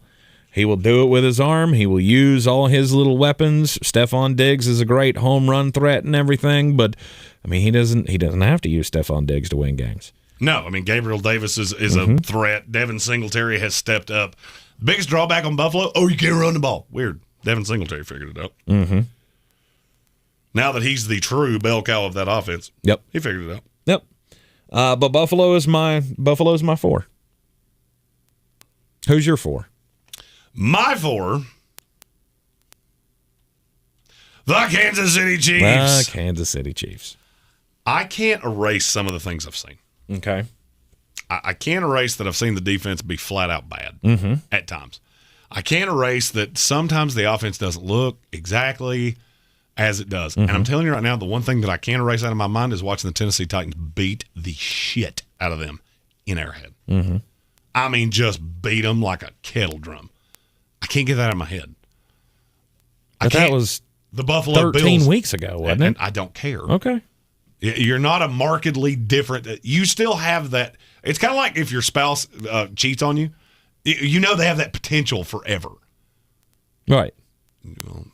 Ta-da. I've seen you do this. I know you have the potential to get the fuck beat out of you. You know what's funny? I've seen you play 2 of the 3 teams that are in front of you. 2 of them did it to you. 2 of them embarrassed you. One of them on national television. I can't get away from that. And I feel like the whole public narrative has gone on to Kansas City. You and old gambler's trick. When everybody goes that way, you go that way. Yep. And that's what I'm doing. Okay. All right, let's get into the top 3. Let me touch on this before we get. Okay. Matt in the comments, we're like an A meeting for sports. What's up, Matt? Hey, Matt. What's our opinion of the Giants head coach firing? We talked about that about 30 minutes ago. Whenever it broke, Celebrated. Yeah, it was. We're very happy for Giants fans. And I threw out a couple coaches' names. I'm going to isolate that and put it on our TikTok, and it'll be on all of the things. And this video will go out live in the morning. So if you see it live and you've watched this whole thing, hey, you like it, maybe throw it on the background. Right. But we're going to try to do those things going forward where we isolate these and put them out the next morning to try to mitigate the not doing live morning shows thing. Right. And there are some that have to bounce out, can't catch the 3rd hour here because they're driving home or whatever, so this will give you an opportunity to see it in the morning like our normal schedule usually is. But it is celebrated, the New York Giants firing, and guess what? We'll be talking about it tomorrow afternoon at 3 o'clock right here in the Sportsocracy. Yep. Now we're to the top 3. Top 3. Tennessee Titans coming in number 3 for both of us. Tennessee Titans coming at 3 for both of us. Green Bay Packers come in for both of us. And we both have our AFC favorite at 2. Yes. Mine's the Buffalo Bills. Yours is the Kansas City Chiefs. It is indeed. I trust the Kansas City Chiefs. And I understand that. They've been at 2. You talk about them getting the fuck beat out of them on national television, all that kind of stuff. First off, those were weeks ago. I'm past it. I think they're past it. Their defense took a turn at the middle of the season. They went from being, oh, God, what's wrong with the Kansas City Chiefs to, oh, hey, it's the Kansas City Chiefs. And when was the last time you saw them get the fuck beat out of them in the playoffs? Exactly. I trust these guys, and I'm not going to take them off the top of the totem pole in the AFC just yet. Just yet. Now, the Tennessee Titans are at number 3 for me. The Derrick Henry impact, that has everything to do with this. The week off has everything to do with that. That team getting healthy, the high side is really, really good. Yep. A.J. Brown's a prodigious talent. Derrick Henry's a prodigious talent. And guess what? The 2 of them together make Ryan Tannehill a much better quarterback. Yes. The front 4 can get pressure independent of anything else. And I'm just going to be honest with you. Tennessee is hard to figure out for me. They are hard to figure out because the good could be very good. You know what else I could see? I could see a team winning this weekend, going into Tennessee and beat them next week. Yes. Wouldn't shock me in the least. No, because, I mean, what happens if Derrick Henry comes back and he ain't quite up to snuff? It could throw a wrench into everything. The mojo that they've been working on. We have seen, where that defense can not be as lights out as they have been. I just don't trust them. The Tennessee lives by the model of how good you're good. Mm-hmm. That's one of the most important things to me with teams. How good you're good. Their good's good enough to get to the Super Bowl, and who the hell knows? Who the hell knows? If they play one of these teams can't stop the run, they're in trouble. Mm-hmm. Because Derrick Henry has 8 weeks of refreshed legs, and it's just a different team. It's a different team. It's a different way to beat you. Because really think about the 7 teams in the AFC. All right, the 7 teams left, and I'm going to flash it up on the screen. Mm-hmm. Name me the team in the AFC that runs the ball really well. Tennessee Titans. Other than Tennessee.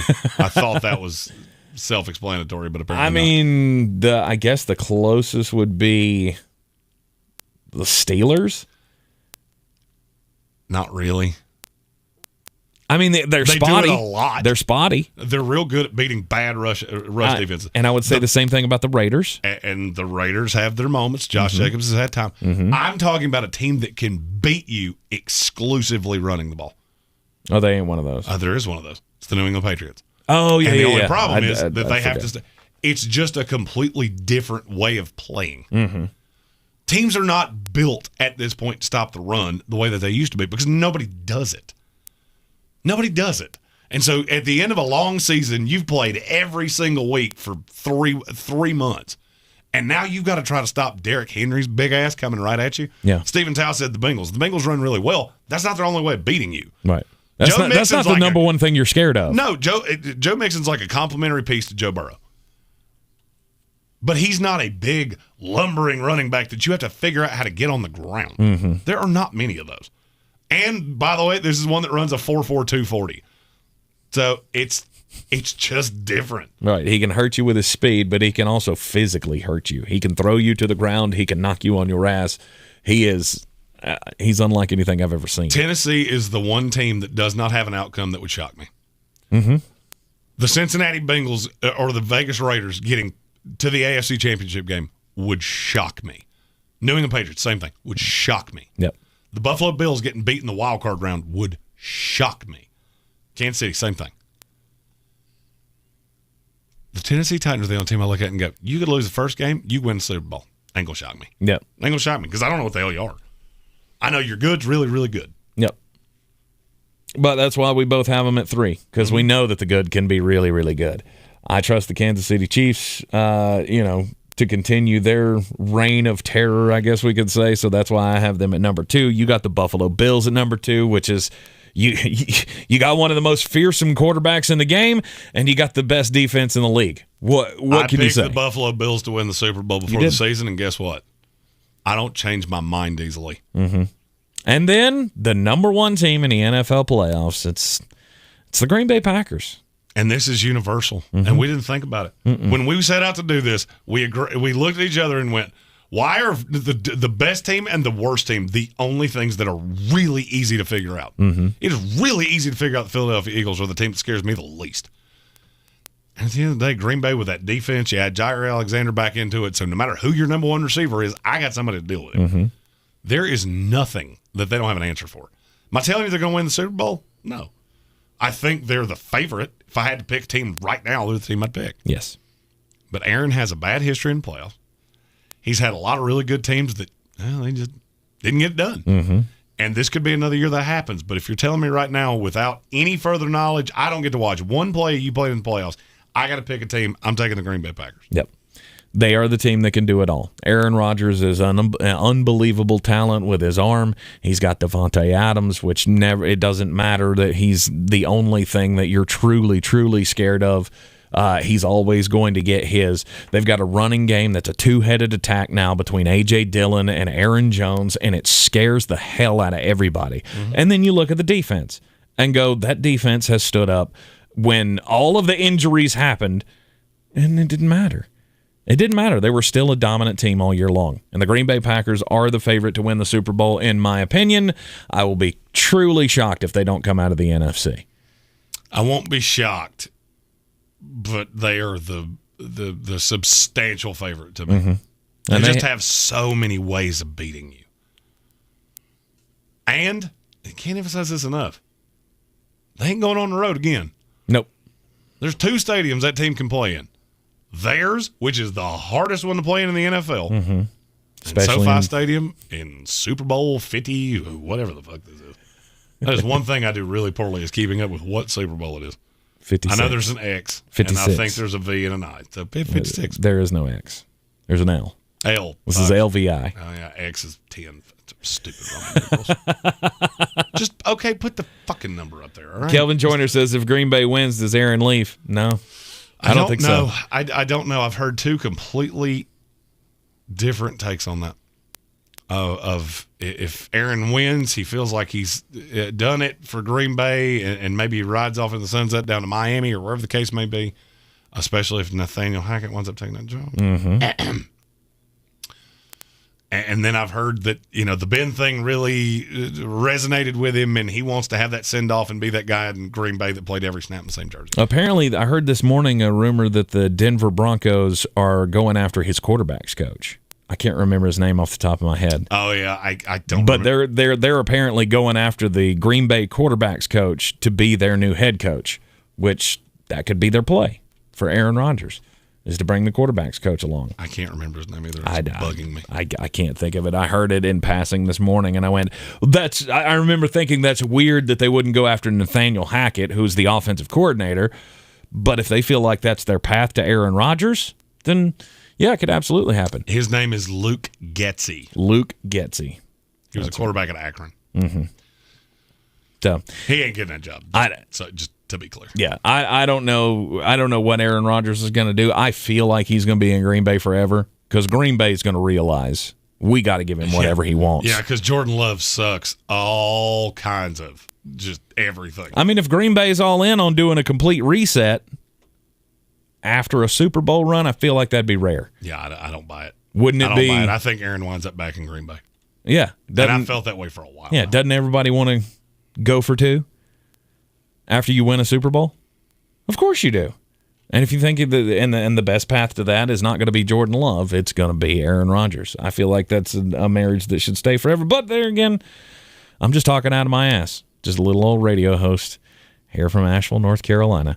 That is your power ranking for the teams in the NFL playoffs. Tomorrow in the happy hour of the Sportsocracy, we will be doing Jeremy's reveal of the top 13 wide receivers in the 2022 NFL Draft. And good God, this is a crop. When you see number 13, you're going to go, holy shit. How is he 13? How in the hell is he 13? And then, I know that because I'm the one that did the list. All the draft coverage right here in the Sportsocracy. Somebody get that man a towel. All right, we got to go. I'm Tank Spencer. He's Jeremy Greene, and we will see you next time. Don't forget to share, like, and follow all the good things. Subscribe, join the House of Reprehensibles, and we will see you next time.